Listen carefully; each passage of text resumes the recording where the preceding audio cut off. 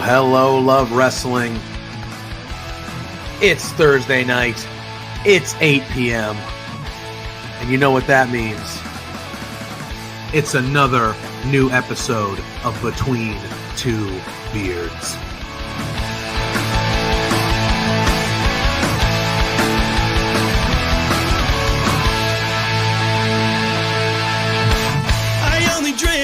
Can we start off with the biggest news of the week? The Rats lost! But every night I make a new best friend, and the only problem is we like having a good time. Forget yourself now. If you've got the budget, I've got the time. There he is. Hey, boss! There's the boss. Hey! The man with the finest beard on this screen. Canadian men, boys, shut the hell up. Let me talk. You see, the Rads are resourceful. When I got beef with somebody, I can find a way to talk to them.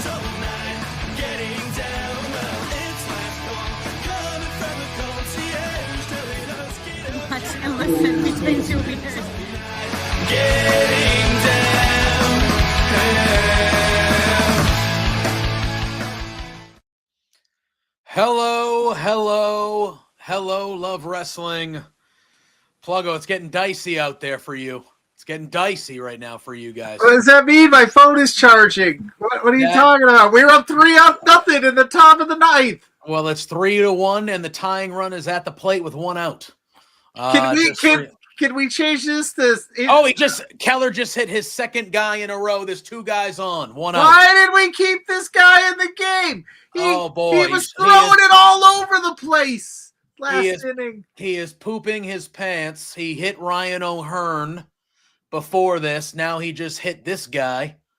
And the only out that he has in this inning. Oh, by the way, it's Thursday night at 8 p.m. It's another new episode of Between Two Beards, but I am unwell. I am emotionally unwell. I've got my finger ready for this. Live from the land of China. No. We'll play it plenty of times. I have a feeling. Oh, they're pulling Keller. Just so you know. Thank God. Why would you even mess around? He literally threw. Is he getting booed? No, I don't know if he's getting booed. Well, he threw a wild pitch in the inning before. Then he almost threw one to the backstop almost immediately after. He was. Get him out of there. Let's just they're bringing in Kittredge. That's fine. I can handle that. He had a good outing yesterday. Mrs. Pluggo is in the chat. The love of my life, the apple of my eye, the beautiful Mrs. Pluggo. She's excited because at midnight tonight, the new new Taylor Swift tonight at midnight. Yeah. So she's going to be up partying all night. Zach's in the house saying it's International Coffee and National Homemade Cookies Day. Let me tell you, I took care of both of those today. You made homemade cookies? No, but I had to go to a work meeting today, like a out of office meeting, and we went to an establishment in Boston called King's. Mm-hmm. It's an adult bowling alley where you can and they made us cookies for dessert. So all right, they were homemade. Okay, what is the best homemade cookie? Like there is. Listen, there is nothing better than a good old-fashioned homemade chocolate chip cookie. There is nothing better. A well-made chocolate chip cookie is the best cookie. Might not be my favorite. I like a good oatmeal. I like a good oatmeal chocolate chip, to be honest with you.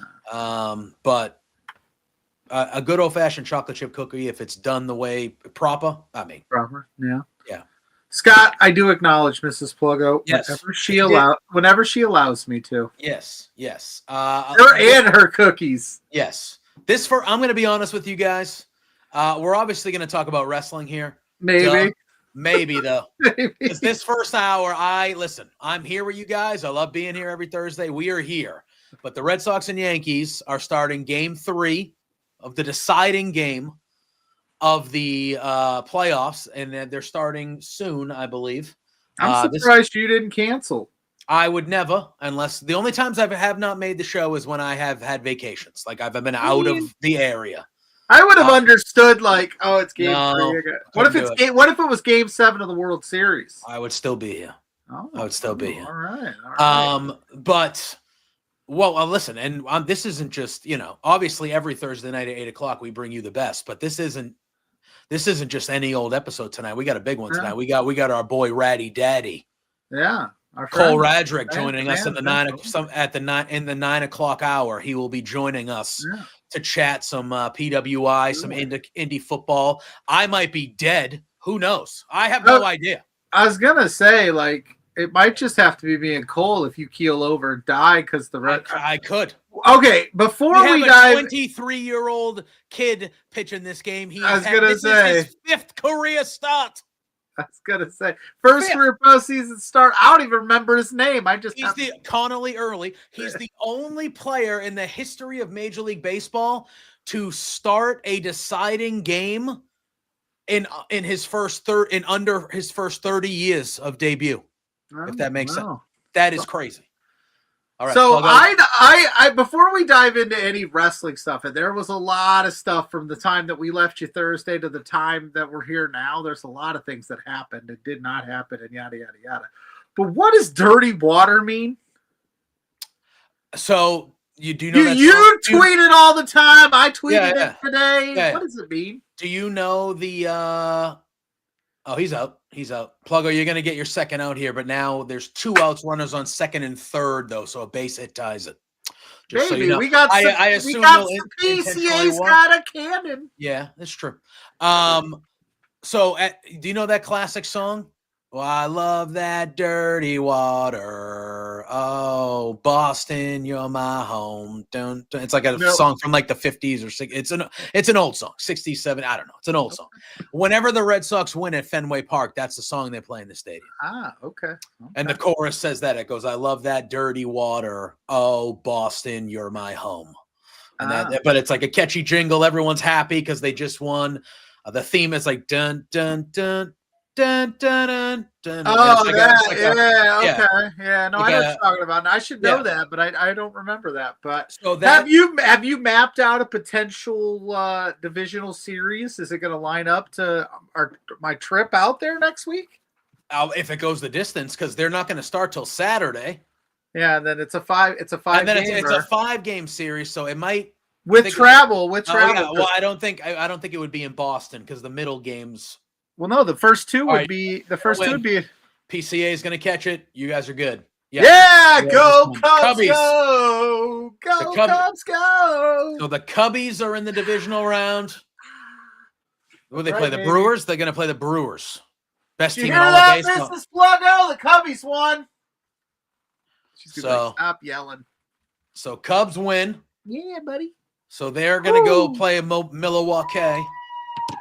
There you go. There you go. Yeah. Ryan Sullivan, it's going to happen, dude. Listen, I don't think there's reason to be angry yet. We have the people in the chat. They can decide. Do you want me to put the full graphic up the whole time or just put the background so he can keep yelling? Live from the land of chowder and pain. JP his freaking brain.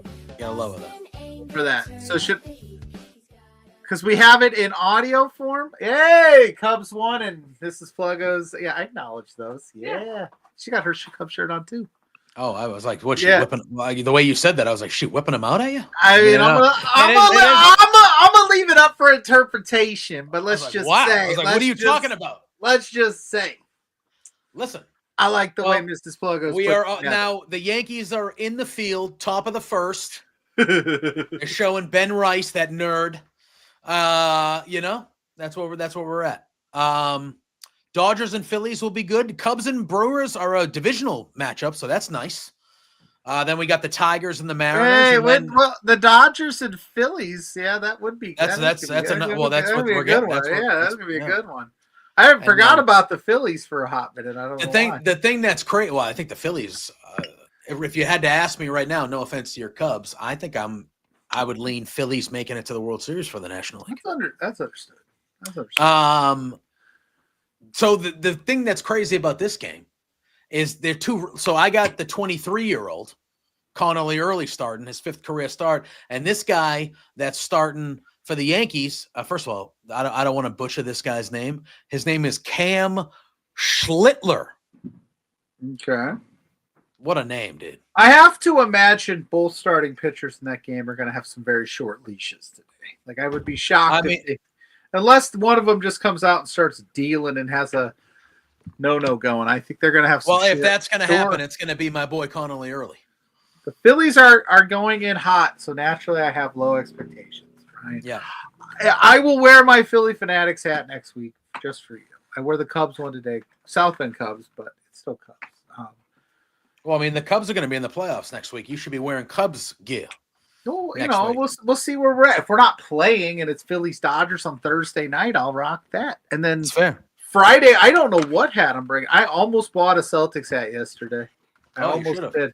I was this close, but I was like, I shouldn't spend a bunch of money because I'm going on a trip next week. It's fair. Maybe I'll just buy one while I'm in Boston. Yeah, why not? I could tell Why a not? story. Yeah.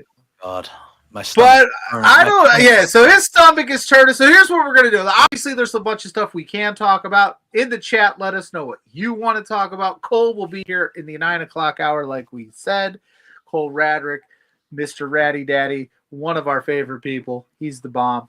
Why don't we start with this, JPJ? Who says you can't go home, then leave and go back home again? Oh, Andrade. Andrade. So yesterday I had the distinct pleasure and honor of being on the Ope 3-Way podcast. Yes, You were on friends it? over there. Yeah. We're gonna have to get them on here. I already talked to them. We're gonna have to get a 5-way going.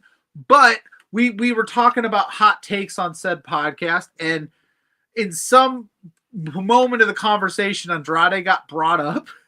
So literally, as the podcast is wrapping up, I'm keeping tabs on Dynamite in the corner, and I was like, "Hey, it's fucking Andrade! He's back, Taking out Kenny Omega of all people. taking out Kenny Omega, joining the Don Callis family. He is officially like the 27th member of the Don Callis family, and It's a now big group. in the chat, and I'm gonna clip this out for socials without googling it. I dare any of you to list off every member of the Don Callis family, because I definitely I think I could do it. could not. There are, I don't know how many there's like 12, 9. Yeah, I don't think I actually could do it. All right, go for it. All right. Okada, Kyle Fletcher, Takeshita, Trent, Rocky Romero, the hologram clone, whatever they call that guy. Yeah, he just joined up He yesterday. joined last night. Andrade. He joined last night, so we're at 7, There's more though. and you're missing a few. Hechicero. Hechicero, yeah. Yeah. Josh Alexander. That's it. One That's 8. more? Is there That's one 9. Is And there I one get more? if you want to call Wardlow part of the family, you could. He's But there's injured. one, I think there's one more, right? Am I There missing is one more. There's got to be. I think. Did you say Okada? I did that. I started with Okada. Okada. I think there's one more. Damn it. Who's Lance Archer's tag partner? Oh, Lance Archer. That's one. Oh, okay. Is that the one? Did you not Yeah, say Lance Lance? Archer. Yeah. Yeah. So there's like 10 of these guys. But anyway, I think so I didn't dive too deep into the rumors and speculations, but it sounds like he didn't have a 90-day compete because they just No, he was just outright fired. They didn't want to pay him 90 days, which he decided, all right, I'm back at AEW. Now, I'm going to say this. I'm of the ilk that I know that there was a lot of people that were pissed about it, that he's back or mad. I think that's a weird. I do find it kind of funny that he's back, though, considering that he was very unhappy when he left. He was unhappy with it, and now he's back. And I mean, he's getting Kenny Omega out the jump, so that's pretty cool. So yeah, it feels like. Oh, Yeah. don't forget about Brian Cage. But Oh, Brian Cage just been out for a while though. Right? still, he's Like, still He wasn't on the stage when they did that lights thing later on in the night in Dynamite last night, when they were doing like that red and white fucking. I don't know what that was about. Were they trying to be like menacing? I don't know. But when they did that, I was like, that's a whole. You could play a softball game with that. That's a whole team. Yeah, that's a whole squad with some. You almost could play 5-on-5, bro. Probably can just play 5-on-5 if you find a court and a ball. You know? Yeah. Oh yeah. That's wild. But yeah, there's like 15 of them. They should never lose. Just Look, based man, on sheer numbers alone. Here's my thing. It has never been a debate among anybody about how good Andrade is inside the wrestling ring. No, 100%. You know what I mean? Oh, he dropped it. Ben Rice, you dropped it, you bum. Anyway, so yeah. So there's never been a debate about that, but it just seemed like he was like, when he was in NXT, he was presented as like, oh, this is a future dude. Like he was a heavyweight champion. He was paired with Zelina. And he was just a good presentation. He, in my opinion, still had one of the best NXT matches of all time against Gargano at that Royal Rumble takeover. And then he got to the main roster. It didn't really work, and he was gone. Then he went to AEW. It was really just nothing great from the jump. Like his debut was cool, but then nothing really happened. He wasn't happy. He goes back. They treat him good upon return. He has that 7-match thing with Carmelo. Which ruled. Yes, and then he's teaming with Rey Fenix, and then it's gone. And now he's back, and he's immediately thrusted into a feud, which I assume that match will happen at Wrestle Dream. He's going to fight Omega. Yeah, that's pretty dope. Which is a good spot for him, obviously. So that tells me that they are, at least this time around, they're treating him at a, they're at least Kenny Omega. They're at least giving him something to. I was trying to read Eric's comment there in a second, but yeah, they're just giving him. They're giving him something to start off with. And the JPJ looks sharp as hell. Pluggo, is that you with the specs or an alter ego? Pluggo bot. I wear glasses now. I've been wearing them. These I don't wear on stream very often. I actually couldn't find the other ones. I usually wear more of the black room with the blue light blockers. But I couldn't find it. But Mrs. Pluggo, listen. Here's a pro tip, fam, for anybody who's married and has been married for a while. We've been married for a good while now.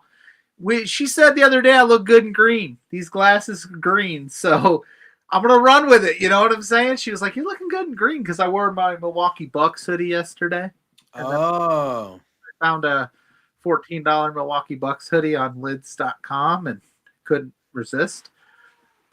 So Milwaukee Bucks. So yeah, so like when your wife says you look good in a certain color, you rock the certain colors until she says otherwise. You know what I'm saying? Happy wife, happy life, man. I get it.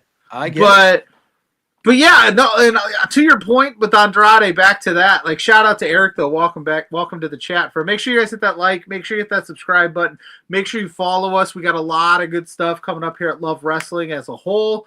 At Between Two Beards, obviously we're gonna crush it tonight with Cole Radrick, but that just means you never know what we're gonna do. Yeah, dude, Pluggo out here risen up the missus. I always be risen up the missus. More, she can have as many Christmas trees as she wants. Have you seen what she looks like? True. Youngest pitcher to start a postseason game for the Red Sox since Babe Ruth. Wow, that's not a scary omen or anything. That's not pressure. The 1916 World Series Game 2. Yeah. No, that's crazy. That's a crazy stat. That's a lot of pressure for the young guy. But no, Andrade is absolutely a no-doubter, blue chipper between the ropes. I think everybody knows it. I think he's put in those big spots because the match is absolutely going to rip. But for whatever reason, either he doesn't connect elsewhere or there's backstage stuff. I really hope this time around that they put him on this path. I mean, he's fighting Omega. Sox should trade him, Ryan said. 25. Sometimes they do. So, look at if it could get him a crazy good play. I mean, look at you got to get up. You got to give up something to get something. So I would need to know the deal. I think he was making light of the fact that the Red Sox traded Babe Ruth for $25,000 to finance a play. $100,000. Was it whatever back then? Yeah, to finance to literally so our dipshit owner could put on a musical. Go fuck yourself, buddy. That guy should be in hell.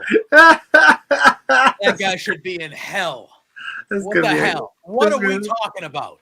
This is going to be. We've won 4 times. Nobody's even brought up your least favorite Yankee yet. Paul O'Neill. Yeah. Yeah. Oh, Tanner's in the chat. Tanner's a Yankee fan. I know. What's up, Tanner? How are you, bud? I'm sure he's feeling all right. Their young guy had a good first inning. Could Tanner, without missing a beat, name every member of the Don Callis family? I think he probably could. He's a smart guy. Yeah, Fernando would like to know, should Obafemi answer Sami Zayn's U.S. Challenge Open and beat him on Friday? I say no. I would say no as well. I've seen that online a lot because Obafemi lost the NXT championship to Ricky Saints. I get that. Strike 3. Good start. All right. So yeah, would it be cool? Would it be cool if that happened? Yeah. And if it was him, yes, he should beat Sami Zayn if that were to occur. I just don't think it's gonna. You have a lot of guys on the main roster that could use that spot.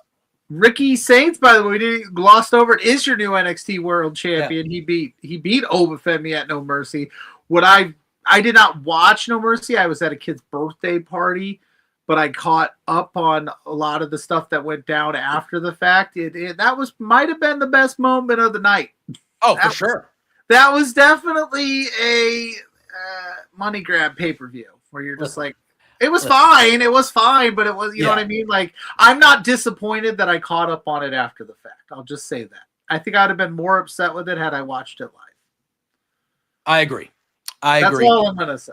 Well, listen, it was a solid show. It was a fine show, I would say. I wouldn't say it was bad. It was a fine show. Sure. It just, it wasn't at the caliber of what we have come to expect from the NXT PLEs, I would say.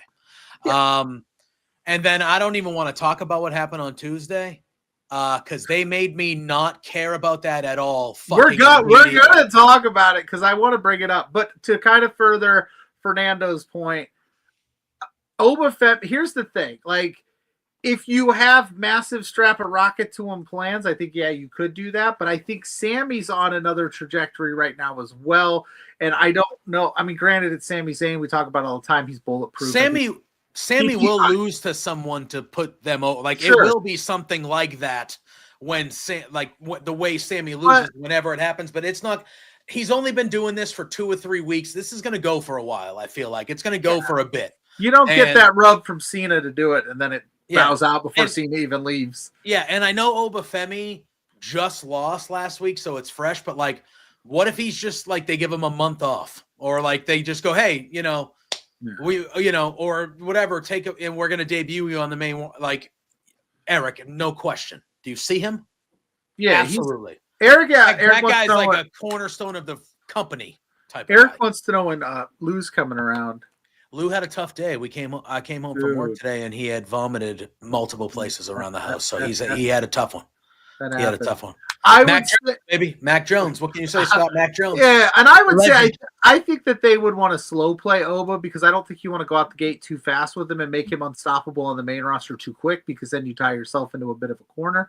So you do that kind of like big man where he beats up on some, enhancement talents and then he moves his way up. But I think it'll be quick. I don't think it's going to be long in the tooth till Obafemi's challenging for one of those mid-card titles for sure. Oh, for sure. I just think they want to do him proper and give him because, that would be a massive, massive jolt for him. But anyway, my cats this morning, JPJ, if I can go off. This is Cat Corner. Cat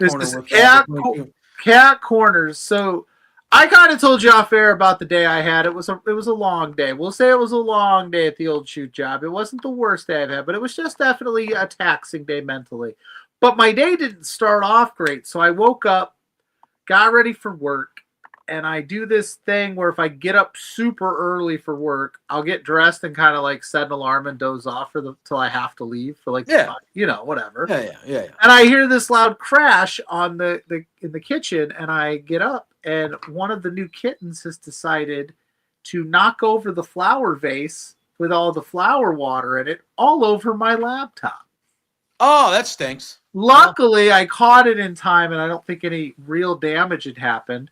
I haven't really tested it out because I also was running late. So then on top of it, I'm like trying to get all this water cleaned up. I'm frantic. I'm like, God damn it, the laptop. And then I go like this to my pockets and I go, I don't have my keys. So I look at all my usual spots for my keys, like my nightstand, right outside the door, the kitchen counter. Mhm. That's usually where they land for me. And I'm like looking everywhere for them. And Mrs. Pluggo, I woke her up and I go, you see my keys? She goes, I put them on my nightstand. And I was like, oh, what? So she had them on her nightstand. So then I'm like rushing into work today. It's just like, oh, cat. You know, it's unfortunate. The not remembering the keys where you put your keys. That's brutal. That's brutal. It's a tough. I have paced in the around- morning. Yeah, I have paced around my house for minutes. Yeah. Like whole minutes, being like, where the are my keys, man? Oh, yeah. Like I put them in the same 2 spots every day. How are they not there? It's unbelievable. That's crazy. But, Ope three ways in the three-way. house. There we are. We were just talking about those boys. We got to get them on here soon. Yes, we were just singing your praises. If you're in the chat, go like and subscribe to them as well. They're fantastic people. So how does we're doing Yoshida, my man Yoshida. We're doing NXT versus versus TNA. Yes, this makes no. Listen, I'm not going to talk about it. It's called Invasion, and then someone was upset that apparently we're bowing down to because we're a bunch of bitches, and we're going to change. We change it. Fine, whatever. You want to call it something else? Don't give a shit. But then you come out and you basically say, "Hey, this is a friendly. Like this is just for fun. This is that was crap. This is not us trying to eliminate you because you've been fucking with us. No, this is just a friendly, a friend. Fuck off! I don't want that shit. I don't get Survivor Series.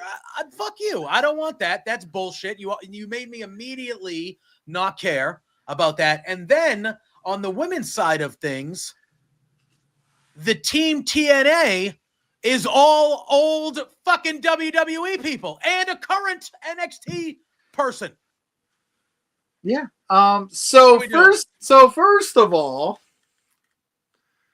like you said, the whole reason that this even became a thing, the whole reason that they invaded on that Tuesday night, or they showed down on that Tuesday, they showed down from the crowd, was because they are sick and tired of WWE people winning their championships and keeping their titles. Trix had it for a while. JC held it for a hot minute. Now, I know at Victory Road, the Ash by Elegance were seemingly, like at least right now, stepping away. I don't know if it's a full-blown retirement. I still haven't seen all the news on that. I just hope she gets better. And then the Masha stuff that came out as well last week kind of threw a massive wrench probably into Victory Road, and they didn't have it in the cards for Indy to just take the spot. So they gave it to Kalani. And these TNA people are pissed. That's what that's the reason you show up on another show to start some shit, because you're mad. And then Santino goes, we're just gonna have fun. And then Ava's like, his first pick for the TNA captain is Kalani Jordan. Now, if I'm Kalani Jordan, now I'm hoping inside job. Yeah, I'm hoping that that's the case. But even so, to sell the fact that it would be an inside job even further, she needs to be pissed about it. 100%. She needs to go. I'm not Team TNA. I came into your house on Friday night and won your title. And brought it to my promotion. If you're picking me, I'm coming on the team begrudgingly because I'm contracted to do it as your champion. But they didn't do that. They didn't say that. She just went, "Yup, I'm here." Yeah, she was like, "I'm in cahoots." Like she was in cahoots. Like she agreed. But then on the flip side, Santino doesn't want Trick Williams? Why? He's got your TNA. You didn't want Trick, but you're cool with Kalani. You gotta make that make sense. It's so weirdly put together. And then you're right. The women's side of it is like, don't get me wrong, the inspiration rules, but yeah, Oh, of course. XWWE. Look, this has nothing to do with the actual like talent of the people on that team, but it's Yeah. literally an NXT current superstar. It's the inspiration who were WWE superstars not too long ago, and then it's I don't remember her current name. I apologize. I'm not trying to be a dick, but it's Jakara Jackson and her new. She was literally on the show 3 months ago. Yeah. Oh yeah. And then the men Santana, who's on the men's. The men's team is kind of more what I expected. Yeah, Mara Sade. Sade. Yeah, and then you got, and they got Santana, who's obviously a fan favorite. He's gonna be, hopefully, we see it, him win that world championship at Bound for Glory. But yeah, it's just like, and then it just became like, why would you say this is like a friendly? No, you should be like, because here's the other thing. I don't know if you watched Victory Road. Did you happen to catch it? No, I did not. I watched it, and at the end of Victory Road, Santino comes out. It was Leon Slater and Myron Reed in the main event for the X Division Championship. And Santino comes out all fired up, and he's like, this is TNA Wrestling. This is our guy. Like, he's putting over Slater hard, and he's like, this is what TNA Wrestling's all about, blah, blah, blah. Mm-hmm. He's rah, rah, rah TNA, but then he gets on Tuesday, and they're like, we spoke for hours, me and Ava, and we came up with this. Why are you... Listen... From a storyline standpoint, if you're TNA from storyline purposes, not from a business sense, you should be pissed that NXT has walked into your house and took your gold. You should be pissed. You should be pissed that they have made Joe Hendry basically a sideshow because he's your guy. You should be irritated. And if you're WWE, you should be like, ha ha ha, we're the bomb. We don't have to invade you because we just win your gold. I'm Kalani Jordan. I'm bringing this back to my company. Like, it makes no sense. It doesn't make any sense. It's really frustrating, and it really took the wind out of next. Like, don't get me wrong. I think the showdown is going to be a good show. We're getting Mustafa Ali and Ethan Page is going to rip. Like, I think it's going to be a fun time, but there's no bad blood right now. It's all like, we're cool. We're cool. Yeah, I hated everything about it. I know Santino's not traditionally the smartest wrestling character in the world, but even he's got to see. Yeah, that don't make. And again, the women's side of things, I think they are in a bit of a. I think there was some other options that were going to be on that table, and it's just like we talked about it, Ash and I think that there was those two were probably going to be involved, but yeah. And then I don't know where Indy's at in all this. Why? Yeah, I was like, why isn't she there? If you're gonna do this, why wouldn't it be Indy? Yeah, Indy should, because she was the special guest referee for the Kalani and Xia Li match. I still call her Xia Li. I know that's Ling Li or something. I believe it's that, but I still call her either way. And then she's guaranteed the shot at Kalani Jordan at Bound for Glory, so maybe they're just keeping the two of them away from each other. But wouldn't it have made more sense if you're Santino to put Indy on that team instead of Mara? Yes, no have them, and have that tension. Of course, like, let's make it make sense, and it would have put more stakes on the Bound for Glory build had Kalani Jordan screwed Team TNA, and then you've got Indy Hartwell, who was pissed that she called it down the middle and upset that Kalani won it. Victory Road. Then you have her at Bound for Glory just chomping at the bit, and the roof would blow off that place when your TNA person, I guess she's ex-WWE, but she's TNA right now, brings the belt home. And they just went, yeah, we're not going to do that. It's like any other way they would have booked it, we would have been like, that was cool. Yeah, that Tuesday it really went about the worst it could go. It really went about they did the whole angle, and I was in it. I'm like, all right, that's cool. They're bringing Invasion back. That's cool. This is cool. The TNA thing, I've always and then immediately it was just like, okay, well, there's no reason to actually care about that anymore. So again, the show, Mustafa Ali and Ethan Page is going to rule. All right. Like, that's going to rule. They're not going to do it. I would love if Ali won that title. But that would be really cool. We're getting the Hardys are fighting. Like, it's going to be a fun show.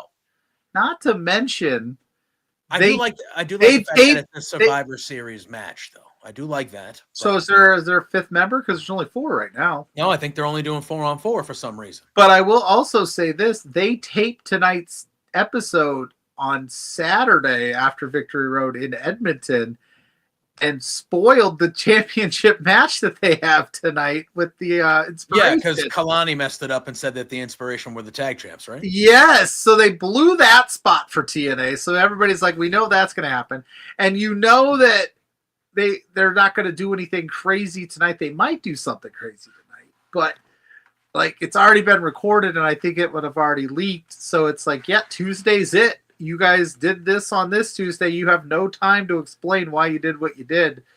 You didn't leave yourself enough room. No. Do the invasion spot a week earlier. Do all this stuff. Do what I said because I'm a genius. And then Bound for Glory is just going to be bonkers. But instead, it's a fun little. We're just going to all have fun. I hate it. And on paper, yeah, Eric, your trouble is WWE is always on paper that looks like Team WWE is better off. Yeah. I would say so. But I don't know, man. Yeah. I don't know. It just, it took the wind out of the sails, man. It took the wind out of the sails for me. Like, again, I'm going to watch the show. It's going against Title Tuesday on AEW, which they're making that a big show, obviously. yeah. So, know, it'll be head-to-head with that. Okay? Because hockey starts on Wednesday night. So the opening night is, Opening night is next Wednesday. So they were like, all right, we'll move to Tuesday. So now this is going to be a thing. It's going to be a Tuesday night war and all that type of stuff. And then you had this big angle, and it was just like, okay, like this is going to be cool. It's going to be Title Tuesday. They're doing Invasion, and then they just made Invasion not matter at all. And it's like, okay, well, now, Yeah, that was definitely a decision. And I was on the Ope three-way podcast, and we talked a little bit about Triple H's booking and if he was, if he's a good booker or not. And for all of the praise that Shawn Michaels gets, sometimes I think he gets too cute, and this might have been one of those. Again, I think there were some wrenches that got thrown into some plans, but even this, like, he's been part of an invasion angle where he showed up, he was part of DX, he wasn't part of the actual tank stuff, but he's like one of the founding fathers of, he knows about this war stuff and how it's supposed to be like, this shouldn't be like a happy-go-lucky partnership. And I'm surprised that he was like, yep, go out there and say it's just for fun. Yep, go ahead and take Kalani and she's going to be happy about it. Like, you're right, Eric. HP Day does think he's cute and he does know he's sexy. It's true. Good show. It's true. It is true. But yeah, so there was that. That kind of bummed me out. That was brilliant. Yeah, that bummed me out. I thought Dynamite was solid this week. Yeah. But again, I've had other priorities on my mind this week, Pluggo. I know. I was gonna say I'm surprised that you've stuck. How's it going over there? I'm not watching. It's fine. It's nothing in the bottom of the second. Stanton almost hit a home run, but it turned out to be a double, so we're chilling. But yeah, you gotta love Giancarlo Stanton, right? No, no. Okay. He is clutch though. He has become a big time postseason player for them. Last year he carried them because Judge is just not good in the postseason. So. At least to this point, he'll have plenty of, but he has not been a great postseason performer.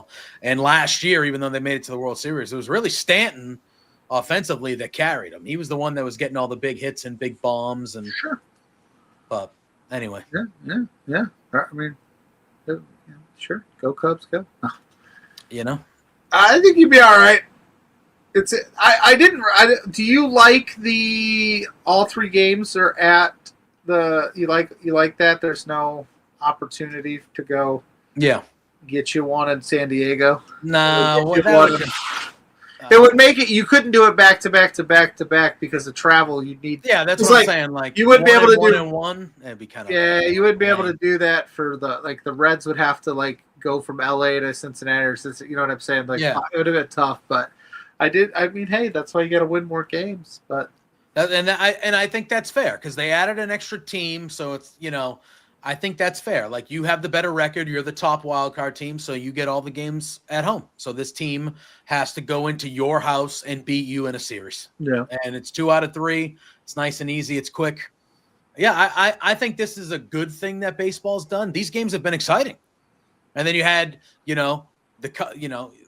3 of the 4 series made it to 3 games. You ended up with the Red Sox Yankees, and both these games have been pretty damn good.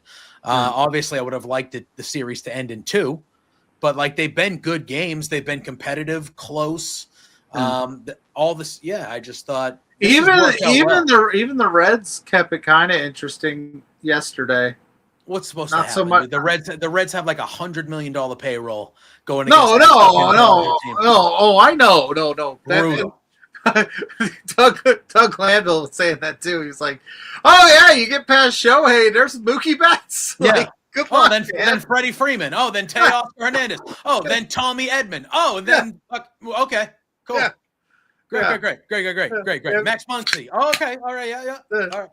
And Never ends. their best catchers on the bench right now with a wrist injury, Will Smith. So Yeah, it's like okay, cool. wait till And he then- comes back, and then they're Yeah. just it's crazy. And then It's nuts. Hunter Green's like, "What do you want me to do?" Yeah, Hunter Green's like, listen, I'm one of the better pitchers in baseball, but this is an all-star team.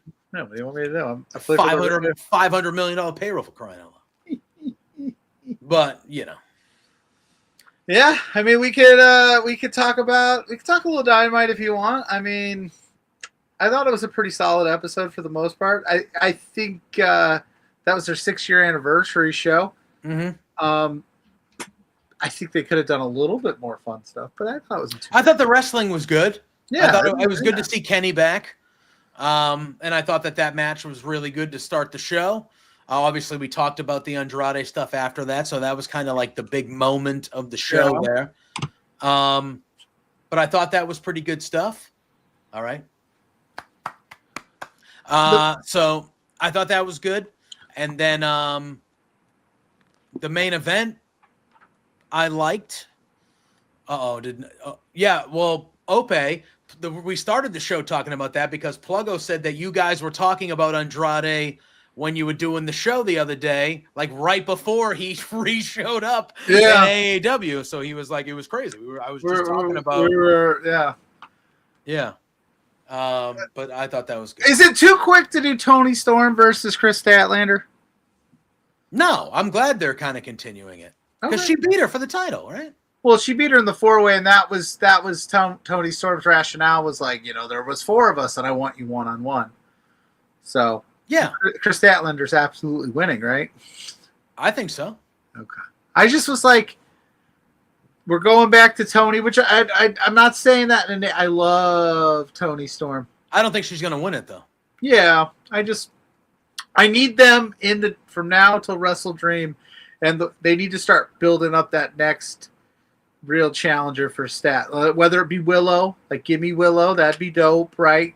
Unless that's too quick to do that. What if it's Marina?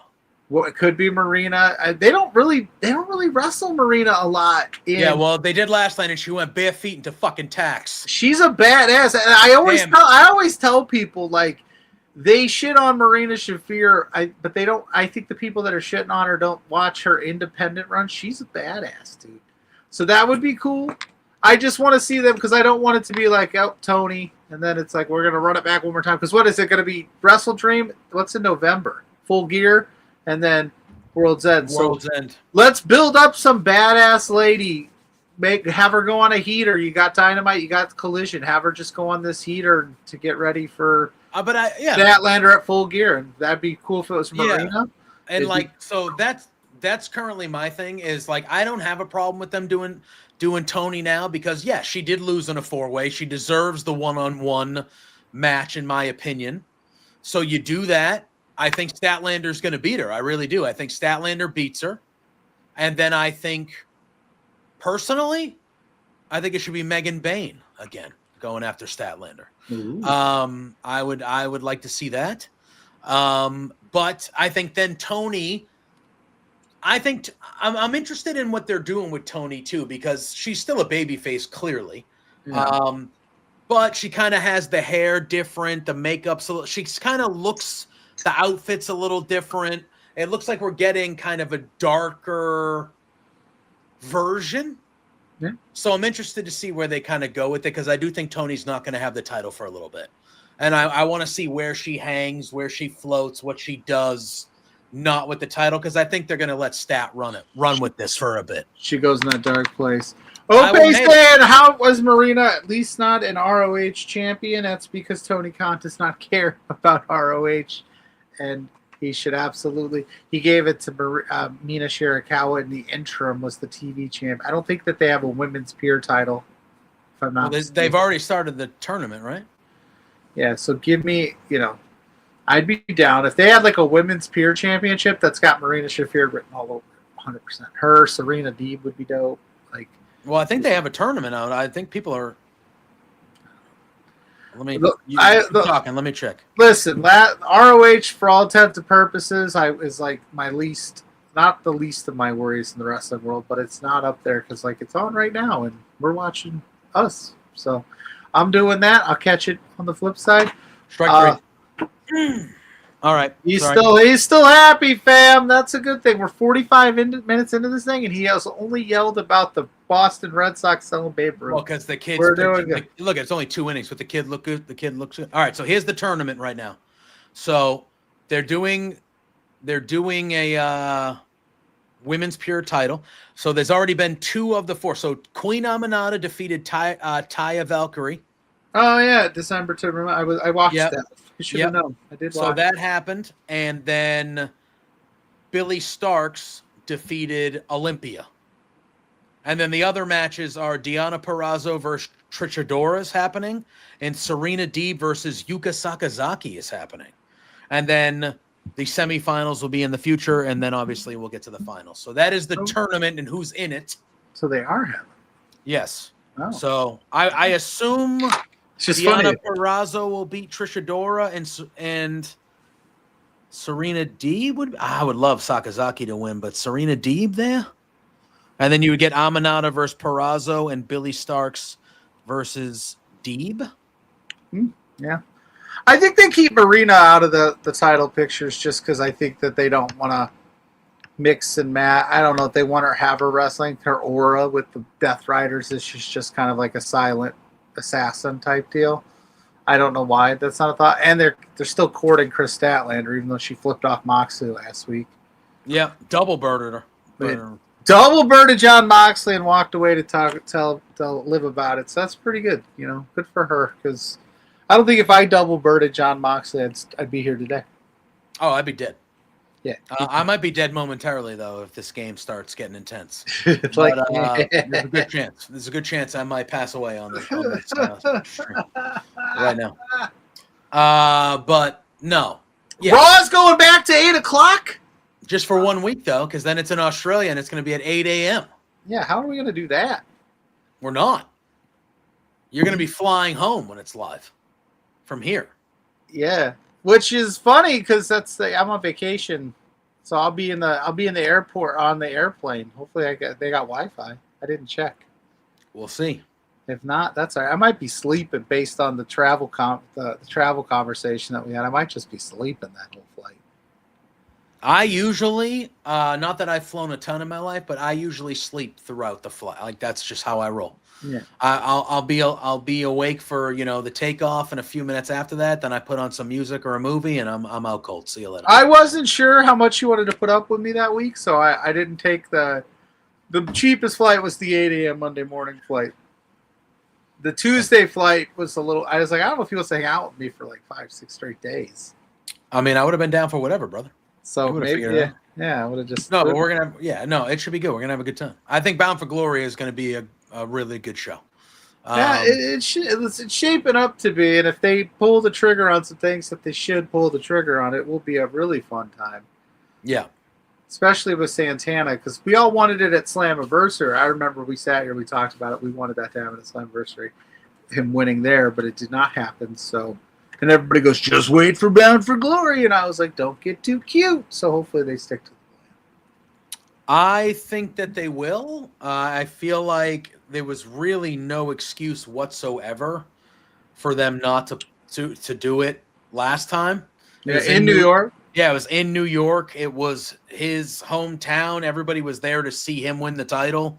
And then that's what we heard was, well, Bound for Glory's like their WrestleMania, so they'll do it then. And I'm like, yeah, fine, but still, like I still feel like no.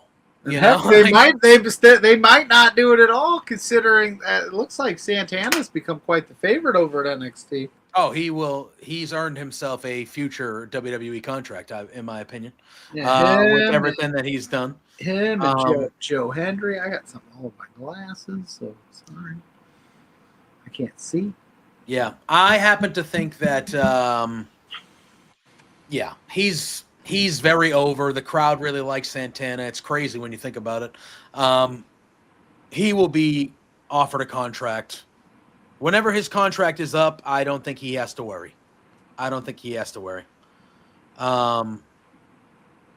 Yeah. Roman came back on Monday, though. Yeah, he did. Dude, that dude just loves popping up. Yeah. Wow, is this a true story? Is that a true story, what they said from Lawrence? They also found Santana's original birth certificate, and he's actually from Lowell, Massachusetts. Is that true? That's not true. That's Lawrence being funny. I mean, I don't know, but wouldn't that be something though? Like, that would be kind of funny to be like New York through and through your whole life, and then realize, like, it was like that episode of King of the Hill where Hank Hill realized he was actually born in Oklahoma, and he's not a true Texan. Like, could you imagine if you were born in New York City, and then you found out today? JPJ, would that bum me out? You'd be like, I'm Boston, baby. Well, I mean, if I spent the majority of my, like, there's people that are born in different areas, but then move when they're like an infant, and does that count? Like, technically, you weren't born. I get it, but like, technically, you would have been. No, technically speaking, you'd be a New Yorker by that state. You'd be a. But I don't think a New Yorkian, a Yankee. No, I don't necessarily think that's true, though. At what point that? Okay, so but that's if I was born in Connecticut, but my family moved to Massachusetts when I was 1, and I spent my whole life in Massachusetts until I was 40. You're not a New Yorker. You're not a New. Like, if you were born in born in New York. If you were born in Canada, but you'd be Canadian. Technically, yes. So by that logic, so I'm asking, where's the line? How long? 1, 2, 3. How much time do you have to spend in your birth city to be considered from? That. How long does it have to be? I don't know. I mean, I guess anybody could kind of have their own opinion of it. I would think that yeah. I mean, I don't know. To me, it's a lot different. Like if you were born in New York and you stayed in New York until you were a teenager or out of college or out of high school, and then you moved somewhere else, I think you would still consider yourself a New Yorker. But if you were born and then moved to even before, when you were like 2 or 3, you have no idea what is going on in anything. You have no clue. And if you spent your whole life in Illinois or Indiana after that, yeah, I could see you saying, yeah, no, I'm an Indiana. What do you call you? Hoosiers. We're Hoosiers. Yeah, I'm a Hoosier because I've been here for, 28 29ths of my life, So if I move to Boston tomorrow, how long until I'm a Bostonian? Technically, I think if you lived in Boston, you probably could consider yourself a Bostonian at any point, but you wouldn't be like a homegrown Bostonian. I'd be a transplant. If I had to move on business and I had to move to Georgia tomorrow, technically I would be a Georgian because I live in Georgia. Right. But I wouldn't be a real. I wouldn't be a real one. Okay, that's what I'm trying to, like, where's that line to consider you? So, like, yeah, if I spent the first 6 months of my life in Indiana and we moved 6 months in, and I've been in Boston the rest of the time, I'm through and through Boston. Yeah. Okay. But I think Lawrence was just jerking. Because we can do a little housekeeping. Our work schedules and life got too hectic. We did not do the football tiers this week. We'll just do 2 weeks worth next. No, we can just do kind of where we're at. Yeah, where we're at. Yeah. After next week. Yeah, my we'll Patriots. We'll just talk about the 2 games, kind of lump it and go that way. Yeah, We'll yeah. do it next week. And When, Lawrence hasn't had a chance to dig at you. That's fine. His Eagles pulled out one. God, what a boring team. It's brutal. It's so bad. Jalen Hurts is so bad. Like he's good. He's obviously a winner and a great quarterback, but he's been so bad. It's so bad. It's unbelievable. Yeah. But they're 4-0. I mean, I would take it. It's brutal though. It's okay. My Patriots are going to beat the Buffalo Bills on Sunday night, so we're probably going to lose by 30. But I'm going in optimistic. But yeah, I don't know, man. But what'd you think about? So we have. So Roman came back on Monday. Mm-hmm. It's clear that he's probably going to be fighting in Perth now. I would think they're going to. I would imagine that he's primed up. Do they run back him and Bronson to get Bronson a big match in Australia, or do you think they're going Roman and Braun now? Because I would think if I'm Braun Breaker, I would do something like you got to get through my guy first, just to get. But he already did though. But he'd do it again, right? Like we'll do it again. Like something do like a stipulation match. Yeah, something. I can't imagine Bronson Reed doesn't have a huge match on this PO at Crown Jewel. I think because it's Survivor Series season, so and you got the Jay Roman stuff. So maybe we get Roman. I guess we would find out Monday. Like this, there's no because it's this Monday, and then it would be Perth the following. Whether yeah, well, we have SmackDown. Yeah, no, I don't think they'll do anything on SmackDown. Yeah, I would say I don't really. Who's okay? So Cody and Seth are lined up for Perth, and then the women, Tiffany Stratton and Stephanie. Tiffany and Stephanie. We got John Cena and AJ Styles. John and AJ. That's the 3 that I know of right now off the top of my head. So then we have the tag match. We have Io and Rhea versus the Kabuki Warriors. That's there. And so you need one more big match. And you need 1 or 2 more matches, maybe if they do 6. But at least one more big match. Would they do Roman and Jay first? That doesn't feel. They could because what happened also at the end. Yeah. So Roman comes back. They do all that, and then at the end, you see Roman and Jay are kind of, celebrating in the ring together, and Jimmy's kind of off to the side, really not digging it, like almost like Roman is bringing out. I'm intrigued by this kind of. Yeah, he's manipulating or he's mentoring. Because Roman is a baby face, but he's never really changed who he's been. Yeah. And it feels like he's bringing out the evil in Jey Uso a little, like he's bringing out a sort of attitude. A killer instinct, if you want to be kind about it. More of a like, hey, Jay, you got to start looking out for you. And, hey, while I'm not here, you need to be the guy. Yes. That stuff, yeah. Yes. So I'm intrigued by this. It's made me I had not cared a lot about what was going on in Jey Uso because it kind of felt one note to me for a long time. Yeah. And this last month or so with the LA Knight stuff and now this, I'm intrigued in where they're going with Jey. Because he's still super over, but I also feel like they might be leaning into a slight character shift on him because this guy Connolly early is just striking out everybody. He's striking out everybody. He's too young to understand the moment. He's got 5 strikeouts already. We're at 2 2/3. He's got 5 strikeouts. Yeah. Listen, anything can happen. Busted name. I'm just kidding. But that's what yeah, it's super. It's a good wrinkle for Jay and Jimmy. I don't want to. Jimmy's playing the opposite of it now, where it's like, well, now it's Jay going through what we just went through this with Roman. Jay needs a little edge to him. I like it a lot. Mm-hmm. I think it's a good wrinkle. I like Roman. This is at least in some capacity, this is an interesting wrinkle for Roman, where he's passing this on to a family member. Where before it was just always about him, and now he's saying like, "Hey, man, I've been down that road, and sure, you could take the advice and go, it's kind of shitty advice, but at least he's mentoring young Jey Uso, which is funny because Jay's older than Roman. Yeah, Fair. But so that's interesting there. And will Jimmy or will Jay finally snap on Roman again? Are we leaning? Is that where we ultimately want to go with this, or are we gonna see Jay side with Roman? I don't know. I don't know. What do you guys think, chat? What's up, New Music Inferno? Welcome to the chat. So yeah, I don't know what we're doing with Jey Uso, but I like it because, like you said, it's definitely more than the one note, which was kind of like, hey, I'm gonna come out and be everyone's friend, and then I'm gonna get my ass kicked, and I'm gonna lose my title because I got my ass kicked helping you out. Mm-hmm. And where's everybody when I'm getting my ass kicked? Type stuff. 100%. 100%. I'll tell you what, dude. Uh-oh. Yeah, Lawrence, I'm telling you, the kid looks like he's a 15. He looks like he's a 15-year-old. It's unbelievable. But you know what? 3 scoreless. Let's go. All right.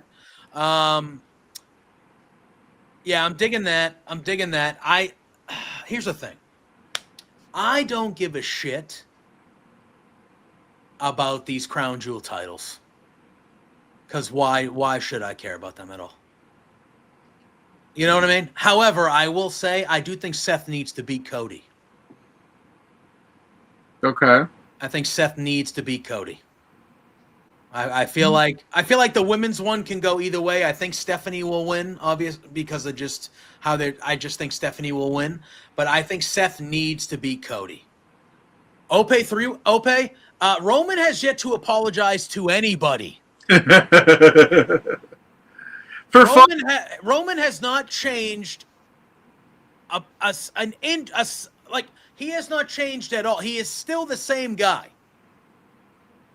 And the way that when he first came back, everybody just kind of rushed to help him in this story, I was pissed about it then, and I'm still not thrilled about it because he's still an asshole. Well, he has literally not changed who he is at all. Just now he fights the worst bad guys. So the crowd digs him because he's Roman. But it's just whatever, dude. Whatever, dude. Whatever. And now Jay, but I do like the stuff they're doing with Jay because it's different and it's kind of they're leaning into Roman still being an asshole, kind of. Yeah, well, and they're also saying, like, here's Jey Uso, your lovable guy, and even he's going, like, I got to fix this shit or I'm going to keep losing because he's staring at Cody's belt. Yeah, Seth beating Cody makes more sense for Seth, but will they do it? Because I said this last year at Crown Jewel when Cody was in this moment. They're going to love that shot of him with the pyro and him with the ring. But I think Seth needs it more. I like the wrinkle that Seth has with Cody where he's like that. It wasn't this past week, but the week before when Becky's like berating Seth backstage about all these, not berating Seth, but just venting to Seth. And he's just sitting there staring at that watch. Yeah. Like he's in his head about Cody. Like, okay, like are we good? Are we friends? Or, I trusted you at one point because it wasn't too long ago he helped Cody Rhodes win that championship at WrestleMania 40. It was a big deal. Yep. So I think Seth needs it for the Vision's sake. I think that's a thing that has to happen. But if the idea eventually is we kind of steer away from the Vision stuff, then I don't know what they do. But it's Cody, man. You can never bet against Cody. Agreed. Scott saying Jimmy is the one that they should be pushing. I mean, listen, look at Jay got himself over. Like he did a lot of work to get himself over.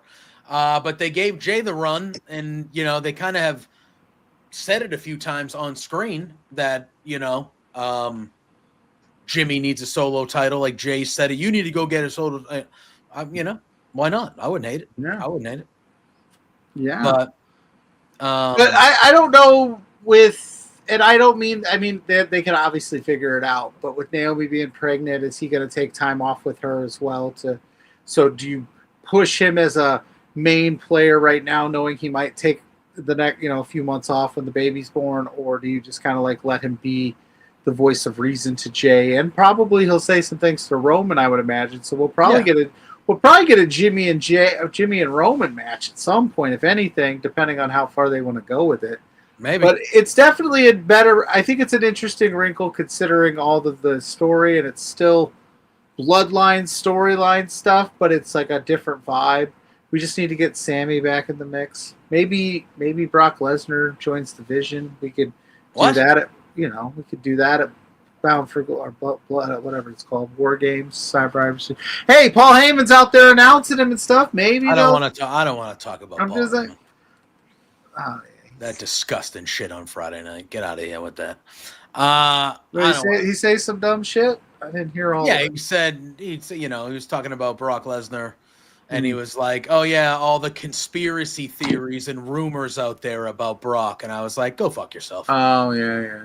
Again, and I'm somebody who, for the most part, loves Heyman. Heyman means a lot to me. That's just such bullshit. I was like, all right, yeah, well, all right, I'm out of here. Yeah, it sounds like I'm out of here. It sounds like they're leaning into they're steering into the skid of it, which he's gonna get booed regardless, which I guess is what they're doing. I don't agree with it. I don't think you should. I've said it a few times. I don't think he should be beyond be back at this point until everything is cleared and settled. It sounded like some new stuff possibly came out. It hasn't made it to light yet, but there's rumors that more stuff is dropping on that end. But yeah, I don't know if steering into the skid right now is the right move, but it sounds like they're going to do it because it sounds like that's just how they're just going, well, we're making money. Yeah. We don't care. That's what it feels like. Yoshida. Hey, Colp saying, yeah, let's fucking go Cubs. That's right, baby. That's right. Let's go Cubbies. Yep.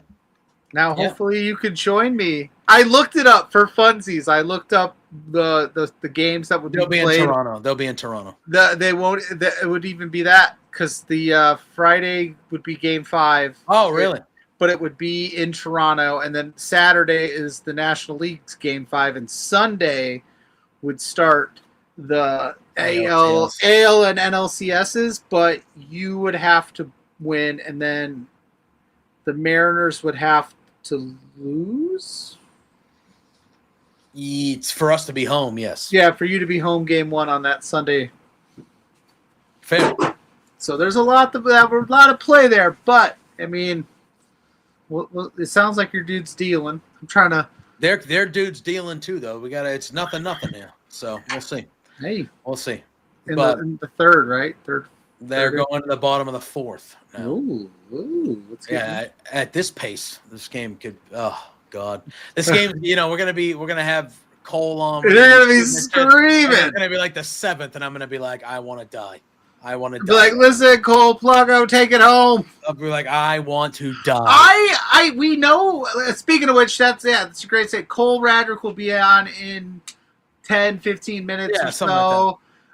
For a little bit. If you want to guarantee that you get a question or a statement read on the air to Cole, go ahead and drop it in the chat in a super chat form. We'll guarantee it. We did have a few people ask some questions online, so thank you for that. We know his football allegiance, so we'll talk a little ball with Cole because he's an Indiana boy just like me. Mm-hmm. I like different Indiana teams than him, but we're from the same state, so we'll bond over that. We'll chat about PWI, his return to the ring. Also, we're just gonna have some fun. Cole's a dude. We met Cole. You've met Cole a few times. And then we definitely met him. I met him officially for the first time at the Rumble weekend, and that was a good time. And yeah, he's a good dude. He's a great dude. He's a great dude. We love him. I've had the privilege of running into him multiple times and spending some hanging out and spending some good times with him. He's a great dude. He's a great wrestler. He's a big time football fan. I'm excited. We've been trying to get him on for a while, a few times, so this should be fun. He said around 9:20 or so he'd be available. So me and Pluggo have been, kind of sprinkling in some wrestling in my Honestly, a great performance by me to be so I was gonna say the Red Sox I don't like have to put myself over, but if I was not on this show right now, I would be pacing in that living room. the Red Sox have exactly 11 minutes to score like 15 runs just so Yeah. he can calm down. I would be pacing. I'd be up pacing. That's been me. That's been me with the Cubs wild card games because like our bullpen is not. I think the Padres have the better bullpen. That Mason Miller's You can say had. right. I can say that. I still think they have a better bullpen overall than we do, but we just happen to win some games. But Mason Miller threw a 104.5 mile per hour pitch on the fucking corner like a dot.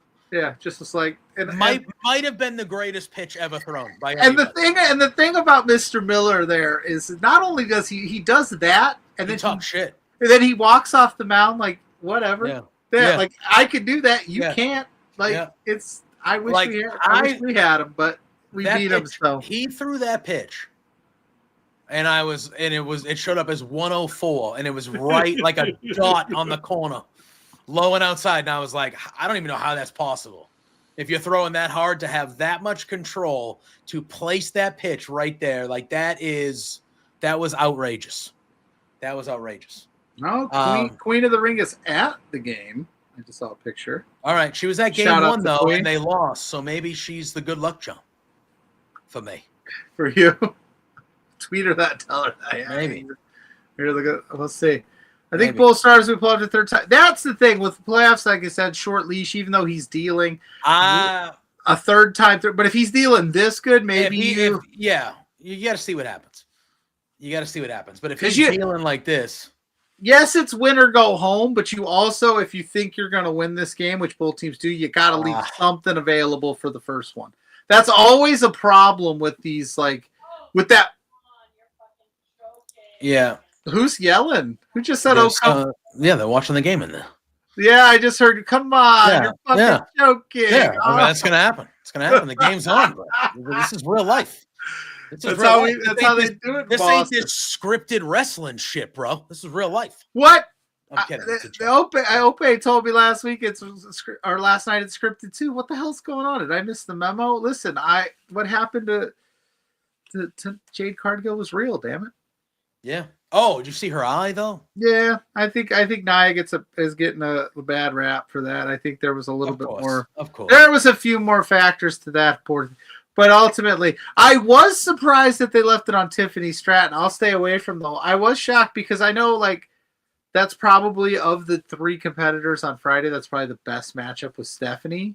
I think so. Would be Tiffany, but it's been time. I think that, and it's not because I think she's bad. I just think the title run hasn't been what we all thought and hoped it would be, and it's not. I think like a three-way, like we talked about with All Out, is it's a good way to kind of get the belt off of her, keep her strong, kind of regroup and let her do her thing. Now Tiffany Stratton and Toni Storm are apples and oranges in terms of where they're at in their respective companies' career, but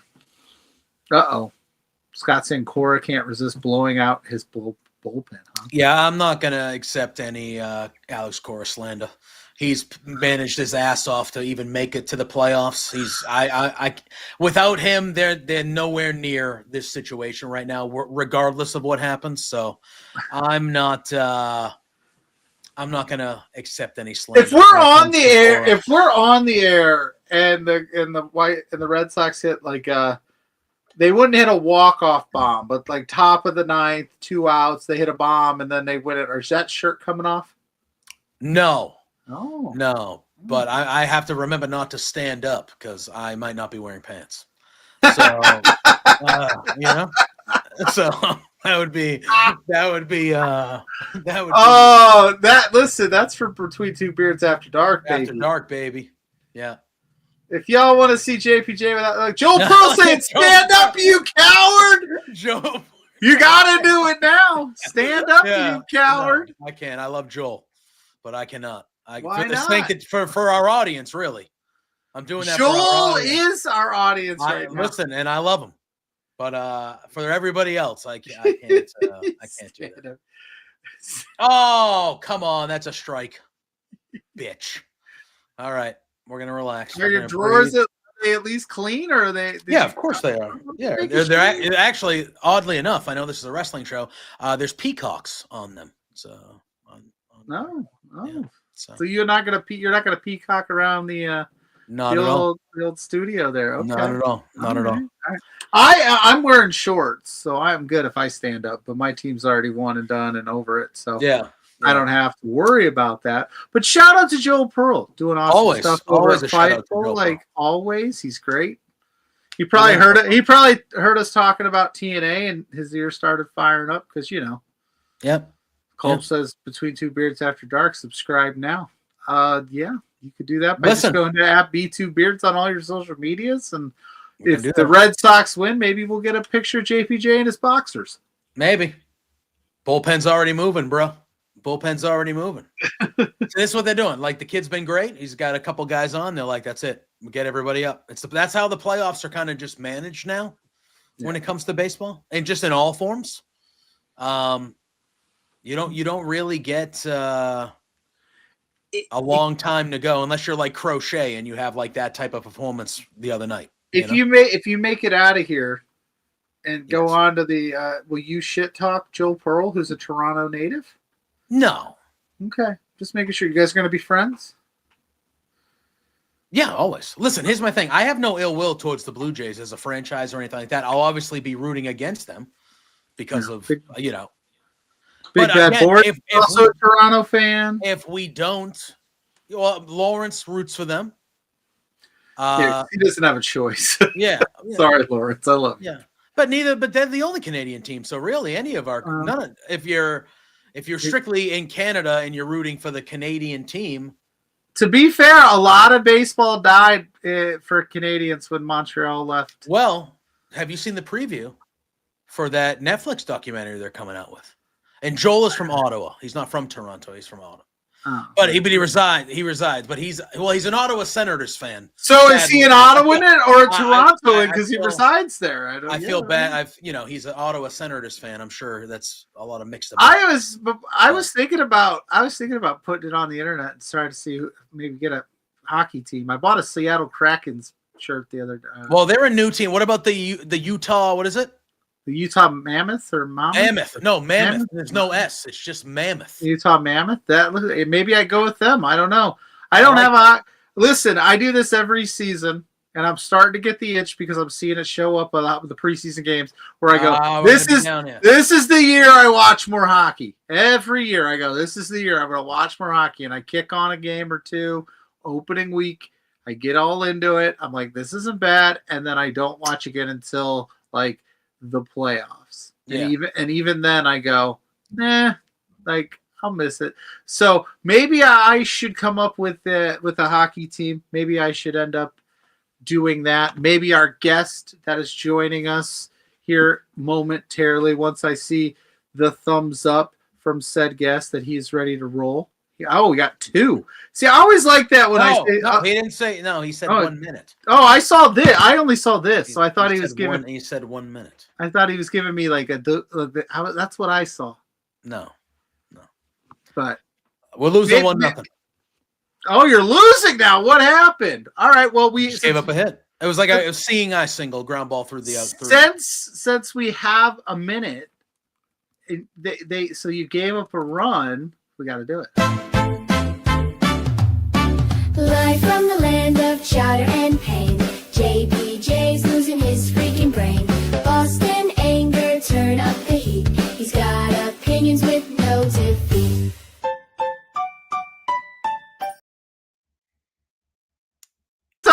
Every time cracks me up every time. Yeah, the kid's losing it. You got to pull him out. You got to pull him out. I don't know how this is gonna go with a guest on here. You're gonna yell. Does Cole know that you yell all the time? I'm not gonna yell. You might. What if they give him I'm gonna be very professional, and I'm gonna hold my anger until the show's over, and then we'll see what's happening. We'll see what's happening. But that's all. Okay. That's all. But the bases are loaded now, so this could get ugly. Ooh. This could get ugly. Jose on the air says, "Please yell, I beg." No. So we shall see if that ends up happening. Jose, listen, he's being very good, right? I think he's being the best. I'm surprised. He's yelled for less for sure. Oh yeah. So Look, I'm not gonna go banana. First of all, it's only the 4th. There's plenty of time. Now, if this becomes a big inning, then that's trouble. But it's 1-0 right now, currently. So if this becomes a 3 or 4-0 game, that's a little different story, obviously. I don't know. With bases loaded, Yeah. We'll see. We'll see what happens. Yeah, Listen. like I said. And see, the problem that I have with this is they're getting all cheap fucking hits. All right. I got the thumbs up, so we're gonna bring our guest on, and we're gonna because I saw his facial reactions when you were talking, so maybe he's got some insight into it. He is the king of Wreck Shit Mountain. Cole, Raddy Daddy Radrick is in the house. What's up, brother? Fellas? How we doing, guys? We're good, man. How are you? I mean, better than the Boston Red Sox for sure. Maybe right now, currently, yeah. Do you have a baseball team, Cole? Chicago Bears would be probably the team that I root for the most, followed by the Mets. Okay. But I'm actually a big fan of the local AA affiliate, Indianapolis Indians, of the Pittsburgh Pirates. Okay. But I'm not a Pirates fan. But Paul Skeens, certified dog. Paul Skeens, certified dog. Yeah. 100%. Animal. Yeah, I was down in Indy last week, and the Indian stuff. They still got a bunch of banners and stuff up. It looks like a cool place. Yeah. I drove by the stadium. It looks like a cool place to take it a game. I'll have to go down there during the minor league season and check it out. And also, they're revamping like their entire logo and everything, and they do like a lot of ties in with like Native American culture, like in the surrounding area, and that's what I think is pretty cool about them. And they are also. Like they have a whole bunch of ties into Indianapolis, and also low key, such a beautiful park in downtown Indianapolis. Like, nice. It's not like on the edge of Indianapolis. It's like downtown with the buildings in the background. It's sick. Yeah, yeah. Now, if Indiana ever got an MLB team, though, that would be shit is on. Yeah, shit's on. And Lawrence just said it. He said support minor league ball. I love minor league baseball. There used to be. In a town not far from me was the single A for the Red Sox. They're not there anymore, but it used to be just cheap, $5-10. You could go a game. I saw you would see some of the stars on rehab assignments there. You would see a lot of the young guns would go there for a few months before they were going up to AA, AAA, or whatever. Like minor league ball's fun. It's usually more affordable. They do games in between the innings. It's a lot of cool. It's more to me. It's more of a family vibe when you go to a minor league game. It's just affordable, fun. But it can be annoying if you have kids. I'm a South Bend Cubs supporter. I go to as many games as I possibly can. But when you take those kids, they've done such a good job of all the bounce houses and water splash pads. And I'm like, I just want to watch the game, guys. Just sit and watch the game with me. It's just as fun as the rest of that stuff. But no, it's an absolute great time. And we always have like really good games too. Sorry. Yeah. No. You're here. You're the guest. You can do whatever you want. No, you don't do the bit. Do the bit. You're doing a bit. I wasn't doing the bit. I was just gonna say. We're super excited to have you here. Talking minor league baseball wasn't even on the docket. Absolutely. And what I was gonna say is to JP's point.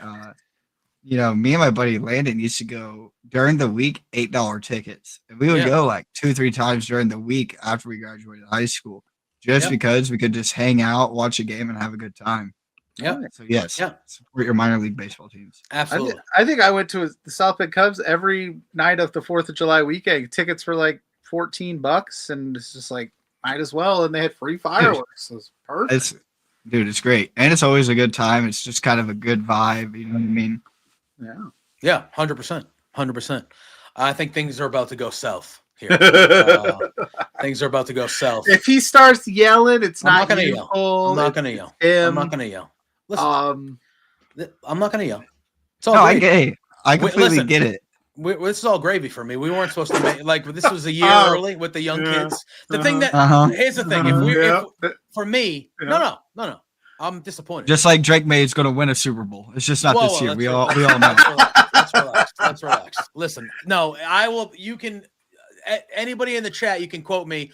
When it comes to the Patriots, I am very realistic with my expectations. Red Sox, for me, if we were playing anybody else but the Yankees, oh no, we lost Cole. Oh, he said, oh, I'm not putting up with those lies. No, but if we were playing anybody else but the Yankees, that Drake no, May, he's good. He's good. That Drake May slander. Yeah, that was it. That was they came right after him. He goes, you're lying. Listen, I'm not a big Drake May guy, but I believe in anybody that could get coached by Mike Vrabel. Yeah. Yeah. I was gonna say for me, if the Red Sox were playing anybody else but the Yankees and they lost this series, I would obviously be disappointed, but I wouldn't be like, oh, because I don't really think we're gonna win a World Series or anything like that. And I think it's good for the young guys. But the fact that we're playing the Yankees, it's like you can't lose to the fucking Yankees. You can't. No, you can't. But we're going. It looks like we might. But it is what it is. Hey, Cancun's great this time of year. Yeah, they'll get the time off. Plus, we don't even have our best player next year. We'll murder him with Roman, and that'll be fun. But Jose says can't confirm Cole, so we're one seeing him at a local show. I gotta ask you. I had one question on my mind when we set this up, and it was take me back to the day that the Indianapolis Colts signed Danny Dimes. To today, how's your opinion changed in that span? Because you're 3-1. You should possibly be undefeated. Should be 4-0. They could have won that game. Should be 4-0. Respectfully, if we have Kenny Moore at cornerback instead of our fallen brother Xavier Howard, who has retired. Since taking Puka Nacua on last week. Yeah, JP. I don't even have to ask what happened. I know. Just bad stuff. It's just bad stuff.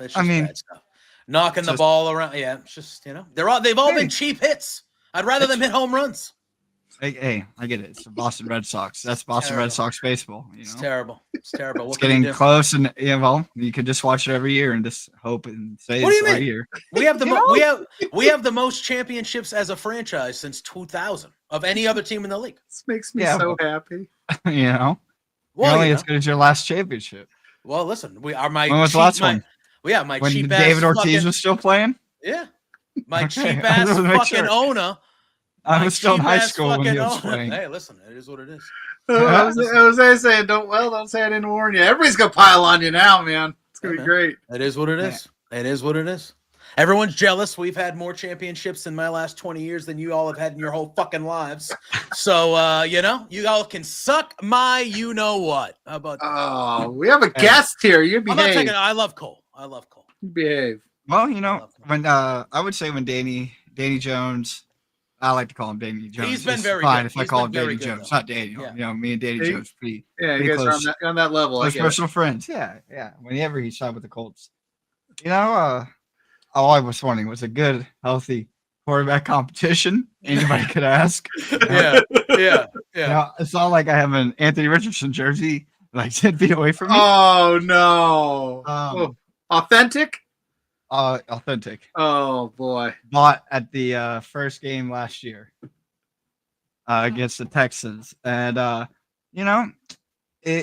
some people might have seen it as me kicking back against the idea. All I wanted was a healthy quarterback competition, and maybe I thought Anthony Richardson, being a third year first round draft pick for us, maybe it's leading the way, but apparently Danny Jones there slicing.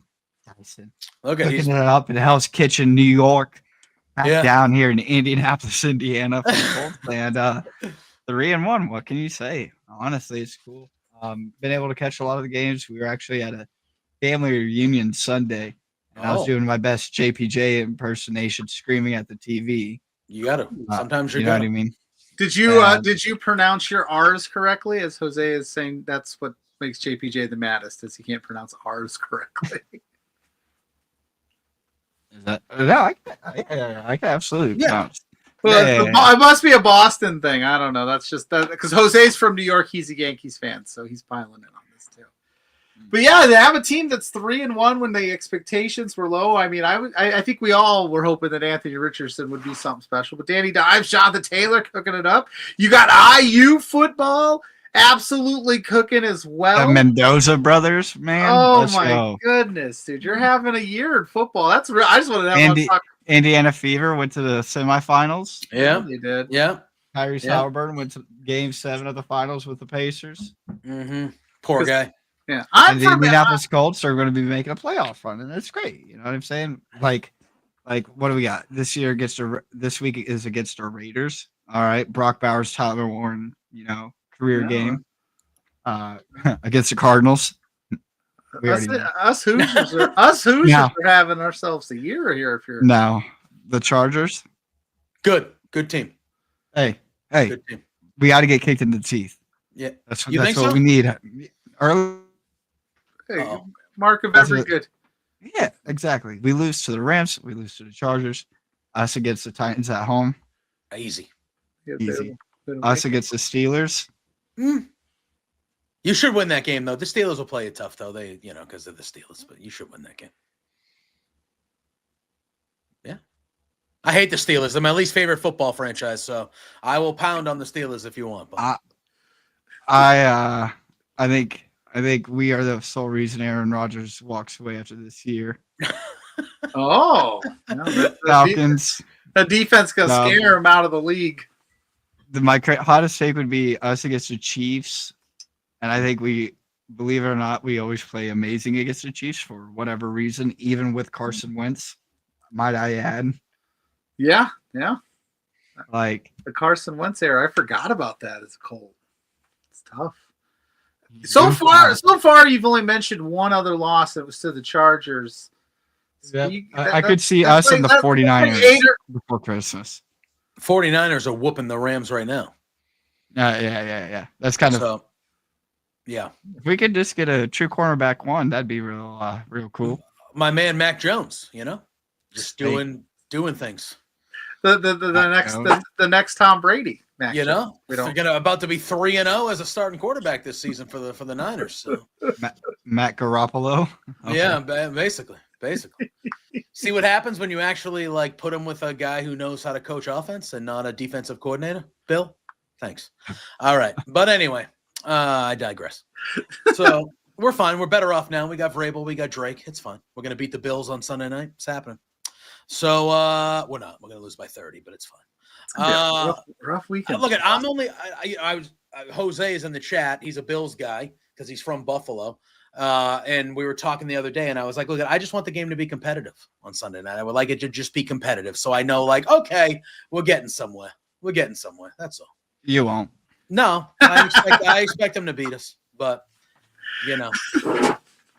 I just might clip that where Cole says you won't, and every time we do a show where you go on these tapes, I'm just gonna play that. You won't. No. Yeah. No, that's awesome.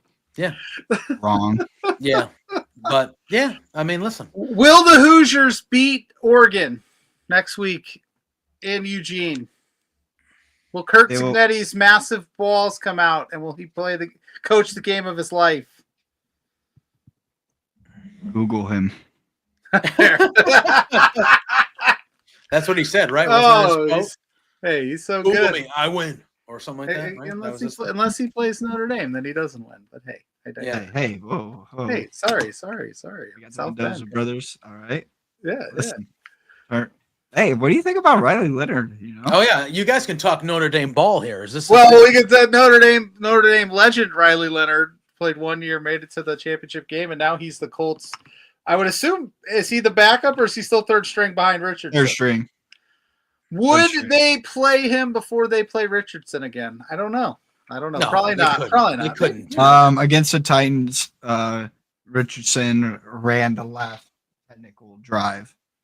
They had two RPO options, basically where he handed it off and then he ran it in one for a first down to run out the clock. When we were up by 200 or something like that. I don't know. It was the Titans. Who cares? Yeah, they as Cam Ward would say, they play like ass. That's what he said. That's funny. Yeah, Riley Leonard, dude, he's the man. He got us to a championship game. We didn't win it, but that's okay. And we're in a bit of a down year here at South Bend, but we'll be all right. We're gonna be fine. So I think because we can talk ball all day. I know we only have you for a little bit. Obviously, you're as you could stay as long as you'd like. As I'm trying to say, you could stay till the end if you'd like. It's up to you. You do what you got to do. But if you do got to run, we definitely got to ask before you get out of here in a little bit.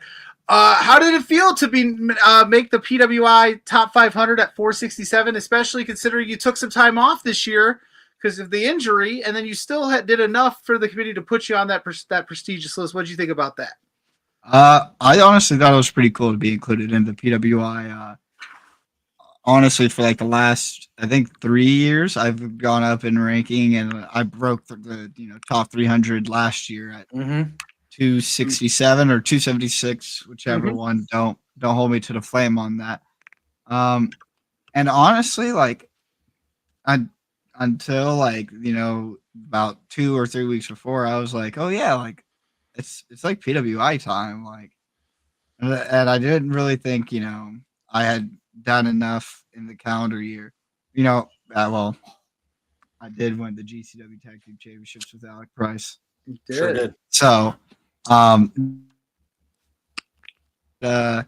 we've defended them in England and France and all over the U.S., and that was really cool. Getting to do stuff at Hammerstein, winning the Rival Showdown Omni Championship here in Bloomington. Just to be included on the list was pretty cool. It definitely makes me miss wrestling and being right back into the swing of things. But it's another thing I can use to motivate me and look forward to when I get back. Yeah. Oh, yeah. Jose said might have been the least amount of wrestling we've talked. Yeah, we had to throw some in there. We are at a wrestling show. Yeah, that run you and Alec Price had winning those tag team championships was one of my favorite runs that I've seen at GCW. That was such a great build and a perfect culmination and everything. So shout out to you on that for sure. Absolutely. It was a good time. Hammerstein was a fever dream. That was kind of a crazy experience, and just to do all that and be a part of it, I thought that was really cool. Yeah. I mean, that's such a legendary place. You know what I mean? So, like, to be able to, even walking in there, I can only imagine for like a wrestling fan and somebody that's doing, in the business, it has to be just the aura. I hate that the word's used often, but like Aura. just the aura or the vibe of that arena. Yeah, when you walk in there must just be like, wow, like I'm in, like, this is history. Like, there's history that's been in this building, Yeah, and then there's a lot of people that associate it with a whole bunch of different shows, but every time I ever stepped into the Hammerstein Ballroom, I was taken back to ECW, the first original One Night Stand reunion in 2005, because I watched the ECW Bloodiest Matches DVD, the red hardcover, and that was one of the matches featured on it, and it was Sandman and Dreamer versus the Dudleys. Yeah. And I just remembered thinking that was one of the coolest matches, being younger, and now to be able to say that I've wrestled in that same arena, pretty fucking cool, man. Yeah, that's unreal. It's unreal. You can say. I think some wrestlers always want to come with that really profound answer. No, just really fucking cool. Yeah, dude. You know what I mean? For sure. It's just one of those things where at the end of this awesome roller coaster of a ride, I'll be able to sit back and just be like, I did that. Just like I was able to go compete in Mexico and wrestling at the UCC in California and wrestling in Kurgan Hall in Japan.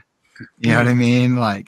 Doing all these different venues and being all these different places, that's such a cool experience that I don't take lightly, because, there's only a select few people in the world that ever get to experience something like it. And I just can't wait to get back to it. Yeah, I love it. And so you said, you've been on the PWI list the last I think 4 or 5 years straight. And you've been building up. Is at any point, obviously you're an independent wrestler, but how do you view that? Is that just something that's cool and you're like, oh, cool, or do you view that as a measuring stick for the next year, or how?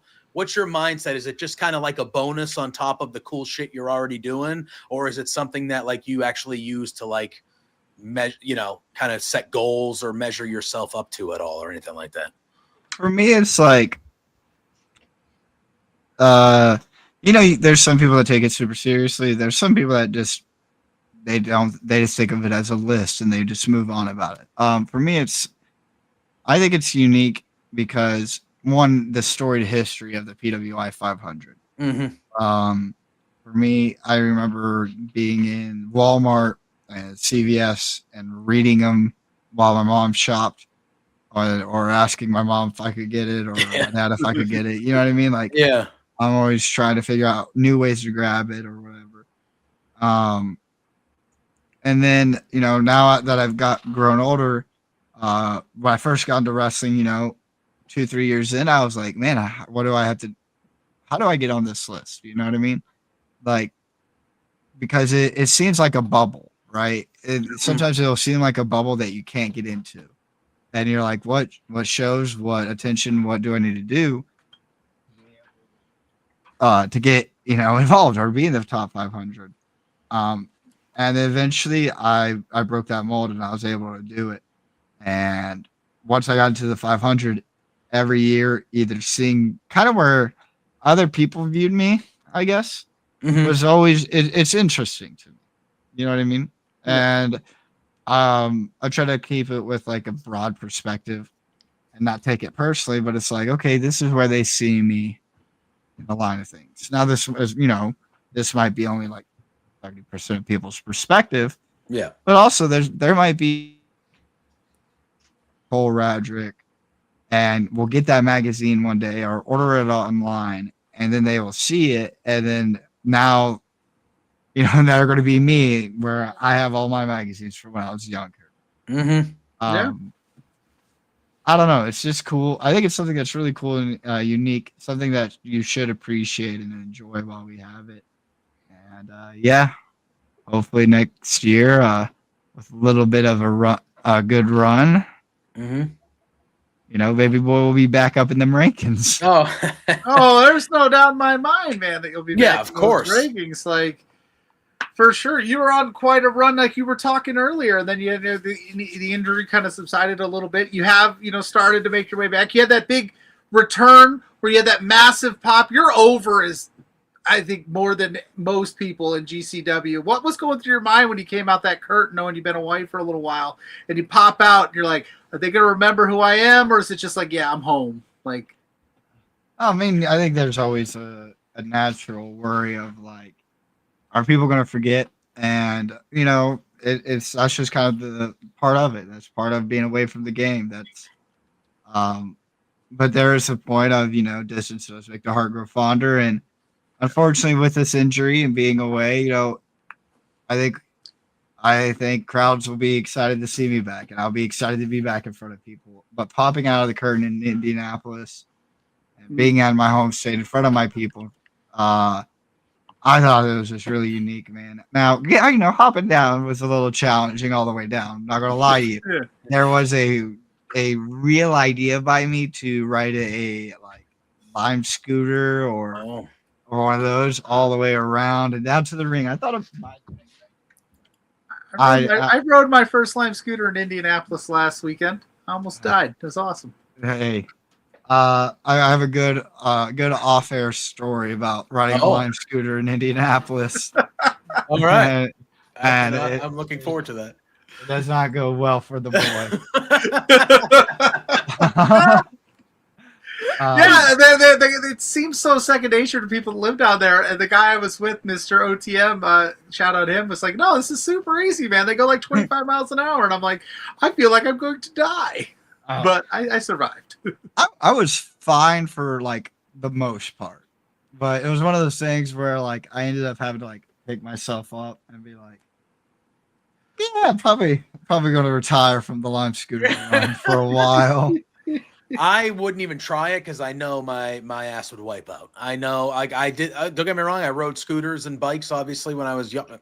I know I would wipe out. I would lose control, and then it would be not great. I would be like you. I'd be picking myself off the ground, going like, "Yeah, no, not an ideal situation. Not an ideal situation at all." But oh man. Pluggo, you got? No, there's a great question in the chat here from our friend Joe Pearl. It says, "Dear Cole Radrick, have you considered a Kevin Nash style wheelchair and Mexican blanket surprise return?" My buddy Joe Pearl. Yeah, we love Joe Pearl. I mean, he's okay. I'm Print that headline, Joel. Joel Pearl, he's okay. Go Radrick. Listen, I'm never opposed. I'm never opposed. I think tossing the blanket over somebody's head and just giving them a good old mollywop. I Yeah. think that's good enough. Yeah. Okay. The finish there, Jose.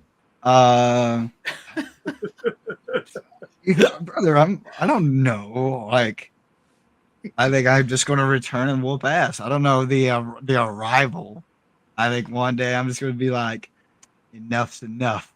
I'm just going to be back. Just gonna bust up some match. We didn't even know he was gonna be on this card. He just showed up and started whooping people with a blanket.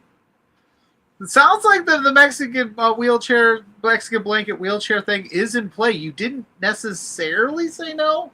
Well, let's. We don't want to ruin anything here. I feel like a good alternative. Hear me out.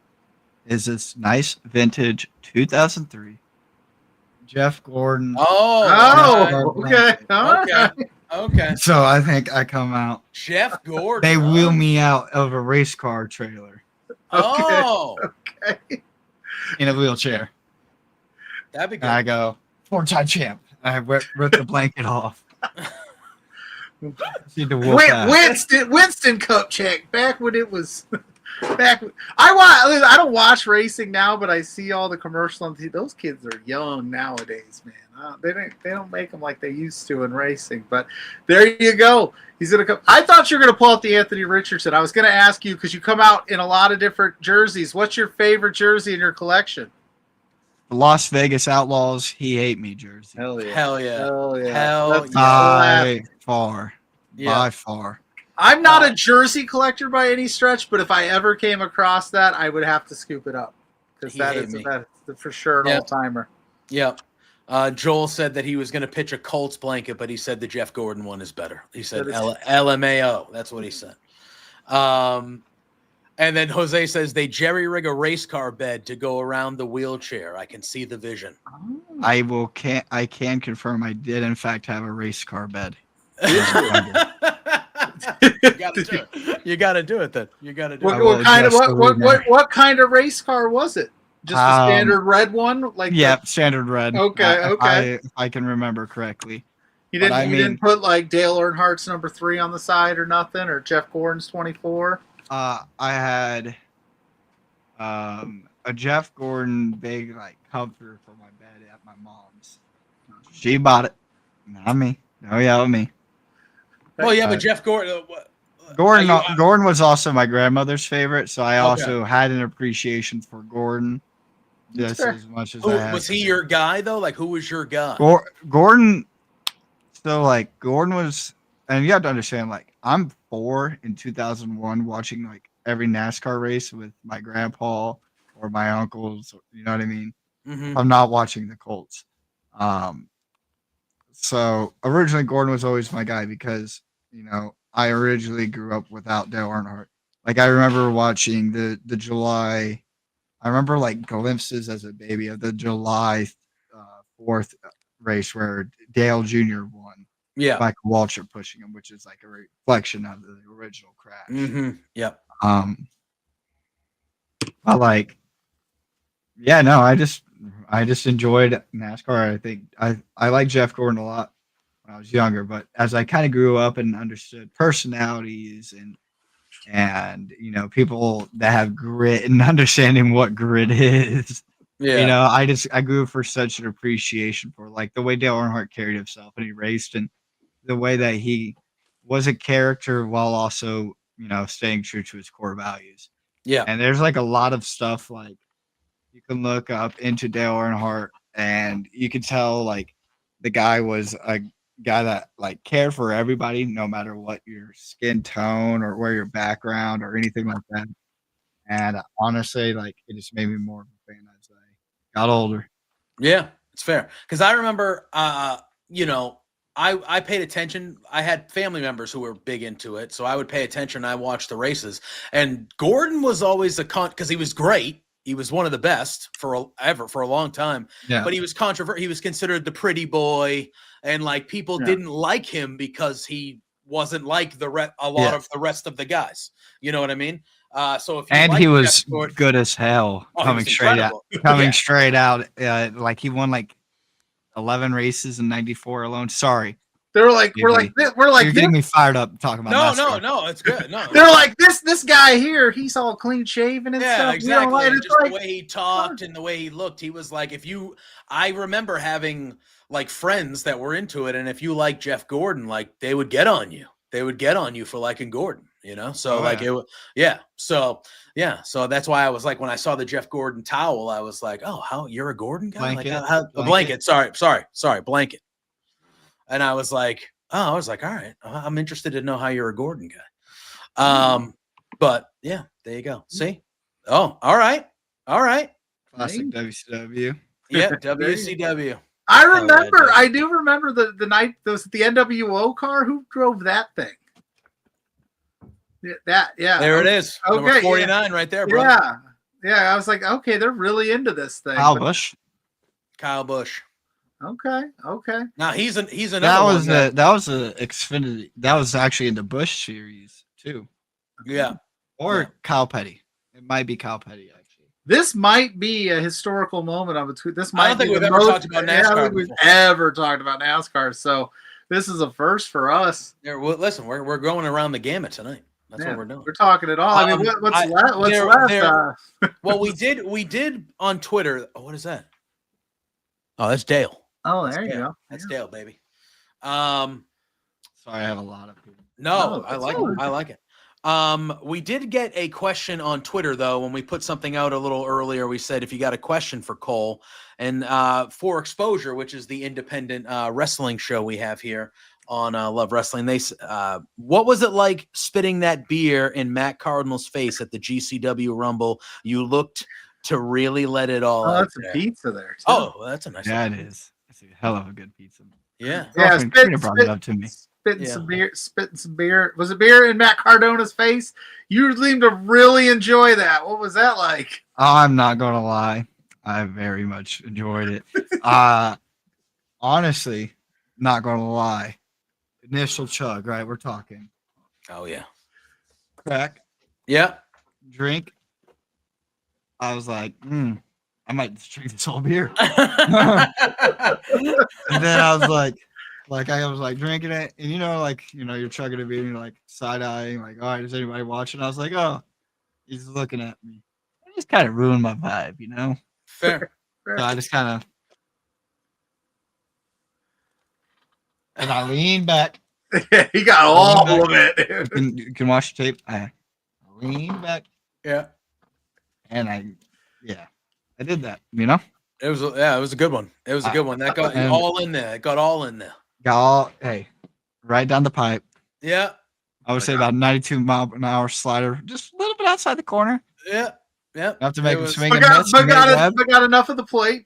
Yep, exactly. Angel Hernandez said, right? Oh man. That's good.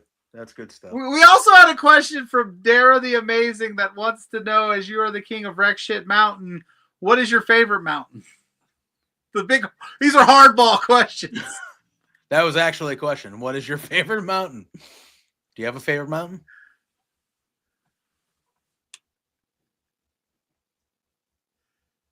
Uh-oh. Can't hear. Oh, he's muted, but You're muted. I think you're muted. If we were to subtitle, I think he said Wreck Shit Mountain is my favorite mountain. All right, I did my best Shador Sanders impersonation. Is there anything else we got to I was like, oh, wait a minute. That's awesome. That's well great. played. Fucking Thank you. Rex Ryan. What a bum. do? Yeah, Wreck Shit Mountain. Like, what are we talking about? Come on, Yeah. fellas. Yeah, I would assume that would be the favorite mountain, but you never would know. You never would know. Uh, That's good stuff, dude. but Between Two Beards chimed in as well and would like to know what your favorite beard in wrestling is. There you go. Okay. Those guys in Between Two Beards this always is- be asking. This is 28 years of preparation and growth right here. All right. The best Yeah. beard in wrestling. Come on. This It's true. It's pretty good. 28 years that took? That's him lashing out because of your earlier takes about Drake May and the Patriots No, I'm and the fine. Red Sox. Oh, I mean, yeah, but listen, listen, the 40 years of playoff drought, or not playoff drought, Super Bowl drought that the Patriots are going to go on, they would have just inflated their balls like normal people. yeah, And let Andrew Luck yeah. dog walk him down the Yeah. field like he was meant to on that day. This probably would have never happened. You guys lost 44-3 or something like that, 45-3 or something like that. Yeah. I'm pretty sure the balls weren't the issue. I'm pretty sure the balls weren't the issue. I think Ryan Grigson up to the plate. We Yeah. have found. I'm pretty sure. Ladies and gentlemen, we have eliminated. Those balls could have been overinflated. They could have been inflated any way you want. I think don't if we know. I think if we didn't show up, it would have been a closer game. It's possible. It's possible. Listen, I am well aware to know that we had a good run, and now it's our time to suck a little bit, and that's how it works. It's how it works, and it is what it is. Now again, we've played garbage opponents so far this year, but like the kid has looked good. He's looked pretty good so far this year. We'll see how he looks against an actual good team in Buffalo. But he's been good. He's been good, is efficient, so we'll see. But again, we're still, if you look at our roster as a whole, we're still a bad football team. Like the roster's not great. We have promise. No, I'm aware. Yeah. Yeah. But You just had to say New England Patriots football team. I would have known they're bad. yeah, obviously. But it is what it is. Last year might have been the worst roster in the history of football, to be honest with you. It's bad. It was bad. We had Curtis Painter at quarterback. That's fair. Yeah, But that wasn't your first choice, though. That just ended up happening because of bad. That wasn't your first choice. You didn't go into the season with that.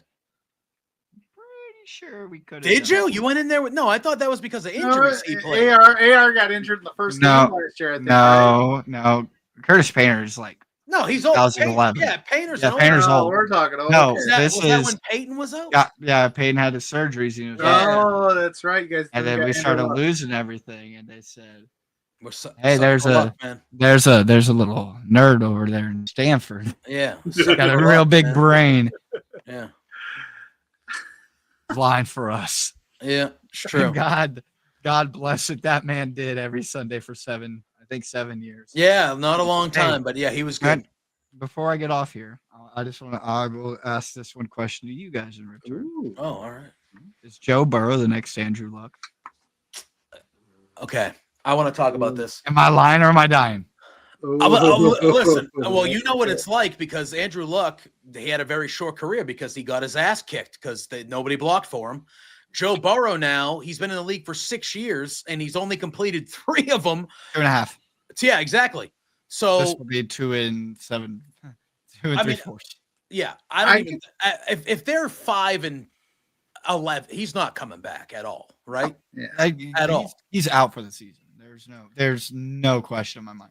They are sticking and proud to be with Jake Browning. Yeah, how do you not call for Russ? How you not?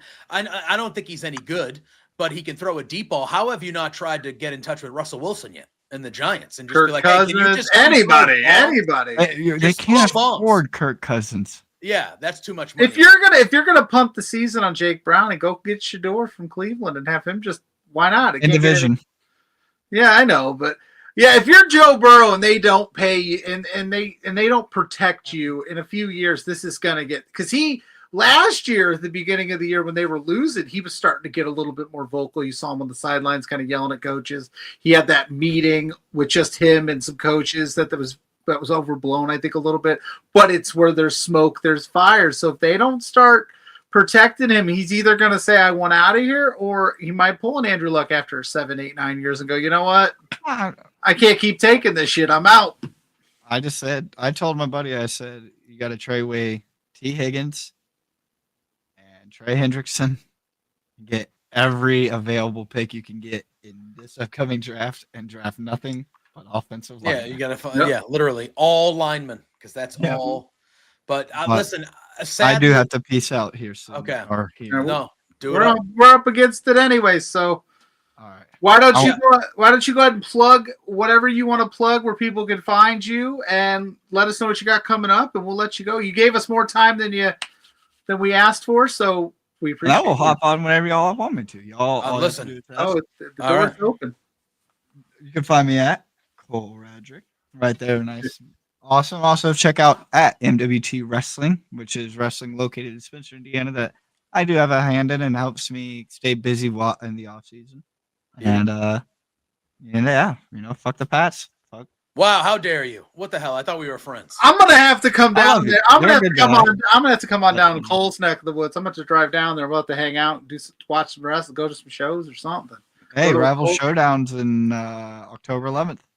Ooh. There we go. Here I'm Bloomington. in Boston with this gentleman for Bound for Glory, so it'll have to be He's coming. the next one. Absolutely. Hell yeah. We'll figure it out. Yeah. Like I said, South Bend, it's a hop, skip, and a jump for you, man. I'm Absolutely. right there. So I Cole, appreciate you guys. we appreciate Appreciate you, you, man. brother. Stay safe. We'll have you on again real soon, man. Thank you Yep, so much. whenever you want. Later. Take it easy, bro. Thanks for coming on. Cole Radrick, everybody. How dare he? How dare he? Derry, what? Talk about your. I didn't expect that. Well, That's he's a Colts. awesome. He's a Colts fan. We beat their That's ass for awesome. 20 years. So Cole's the man. That I was love Cole. awesome. I love Cole. And then you got Jose Barania in the chat. It's great. It's a great day for. Well, I love you, but I also I do love the Boston anger stuff. So it makes me. Yeah, I'm not angry though. I'm fine. Man, it makes me smile. Jesus Christ, we're throwing balls away and shit. I don't know what the hell's going on. What's the score? It's still 4-0. It's still 4-0.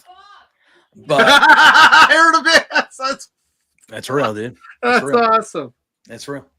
I expected Cole to come after me with the Pat stuff. He is a Colts fan, so I expected they were a big rival of ours for a long time when we beat them literally every single time. But it is what it is. But no, Cole rules. I love that guy. Every time I go to a GCW show, he always obviously I look to say hi and see him, but he always goes out of his way to make sure that he finds me.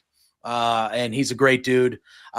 We will take him up on that whenever we, we'll get him on here kind of as much as we can, because obviously it's a good time talking to him. He knows his stuff about football, and all that stuff. So Jose said, I didn't even cover the Pats. It's almost like the Brady era didn't make.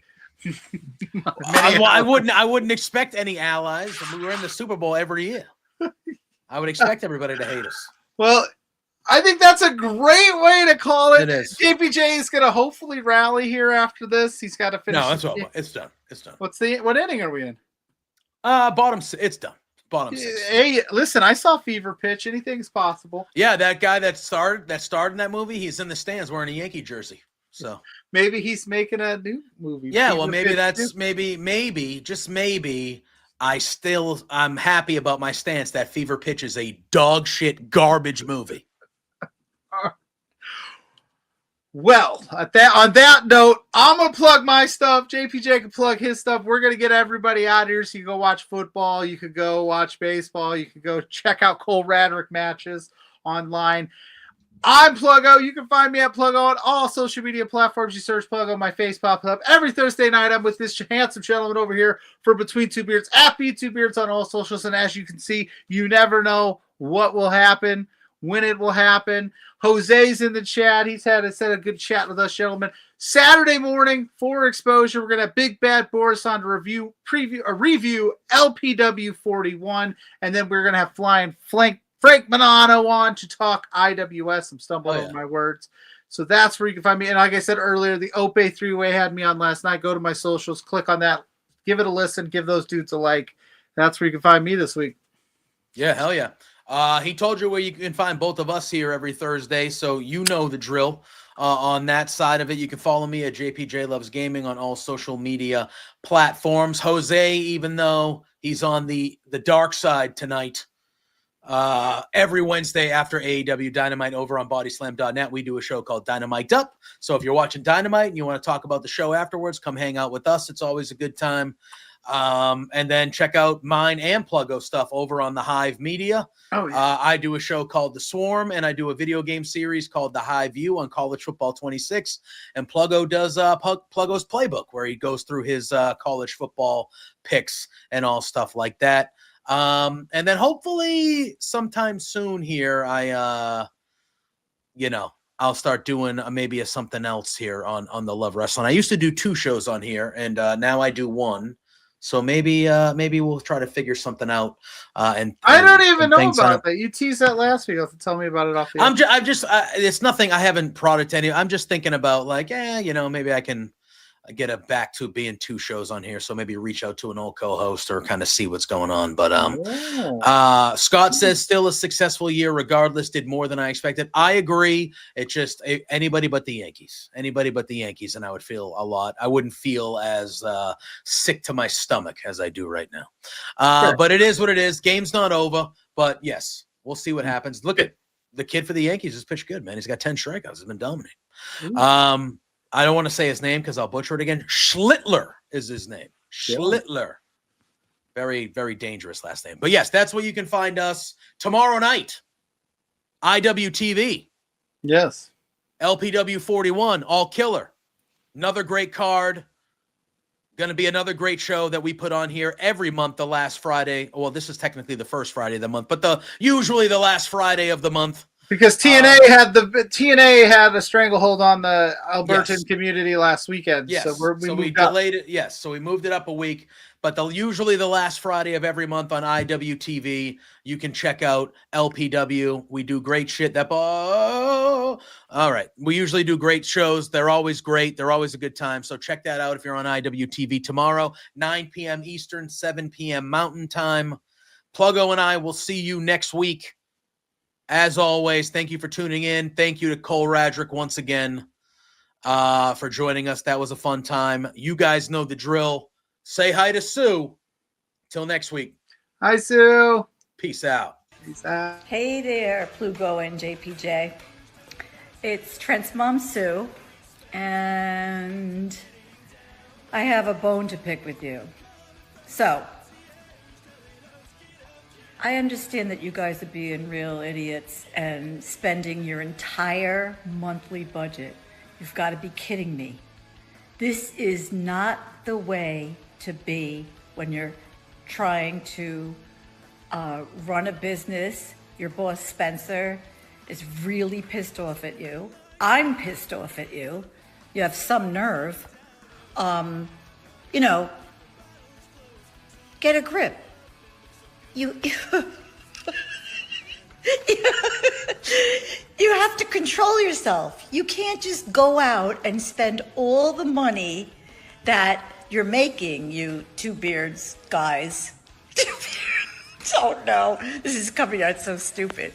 Anyway, behave yourselves or I'm gonna cut you off from watching AEW. You're no longer gonna get to know, be able to meet my son. What? Or me. I'm sorry, this is like, I don't know. Anyway, thanks so much for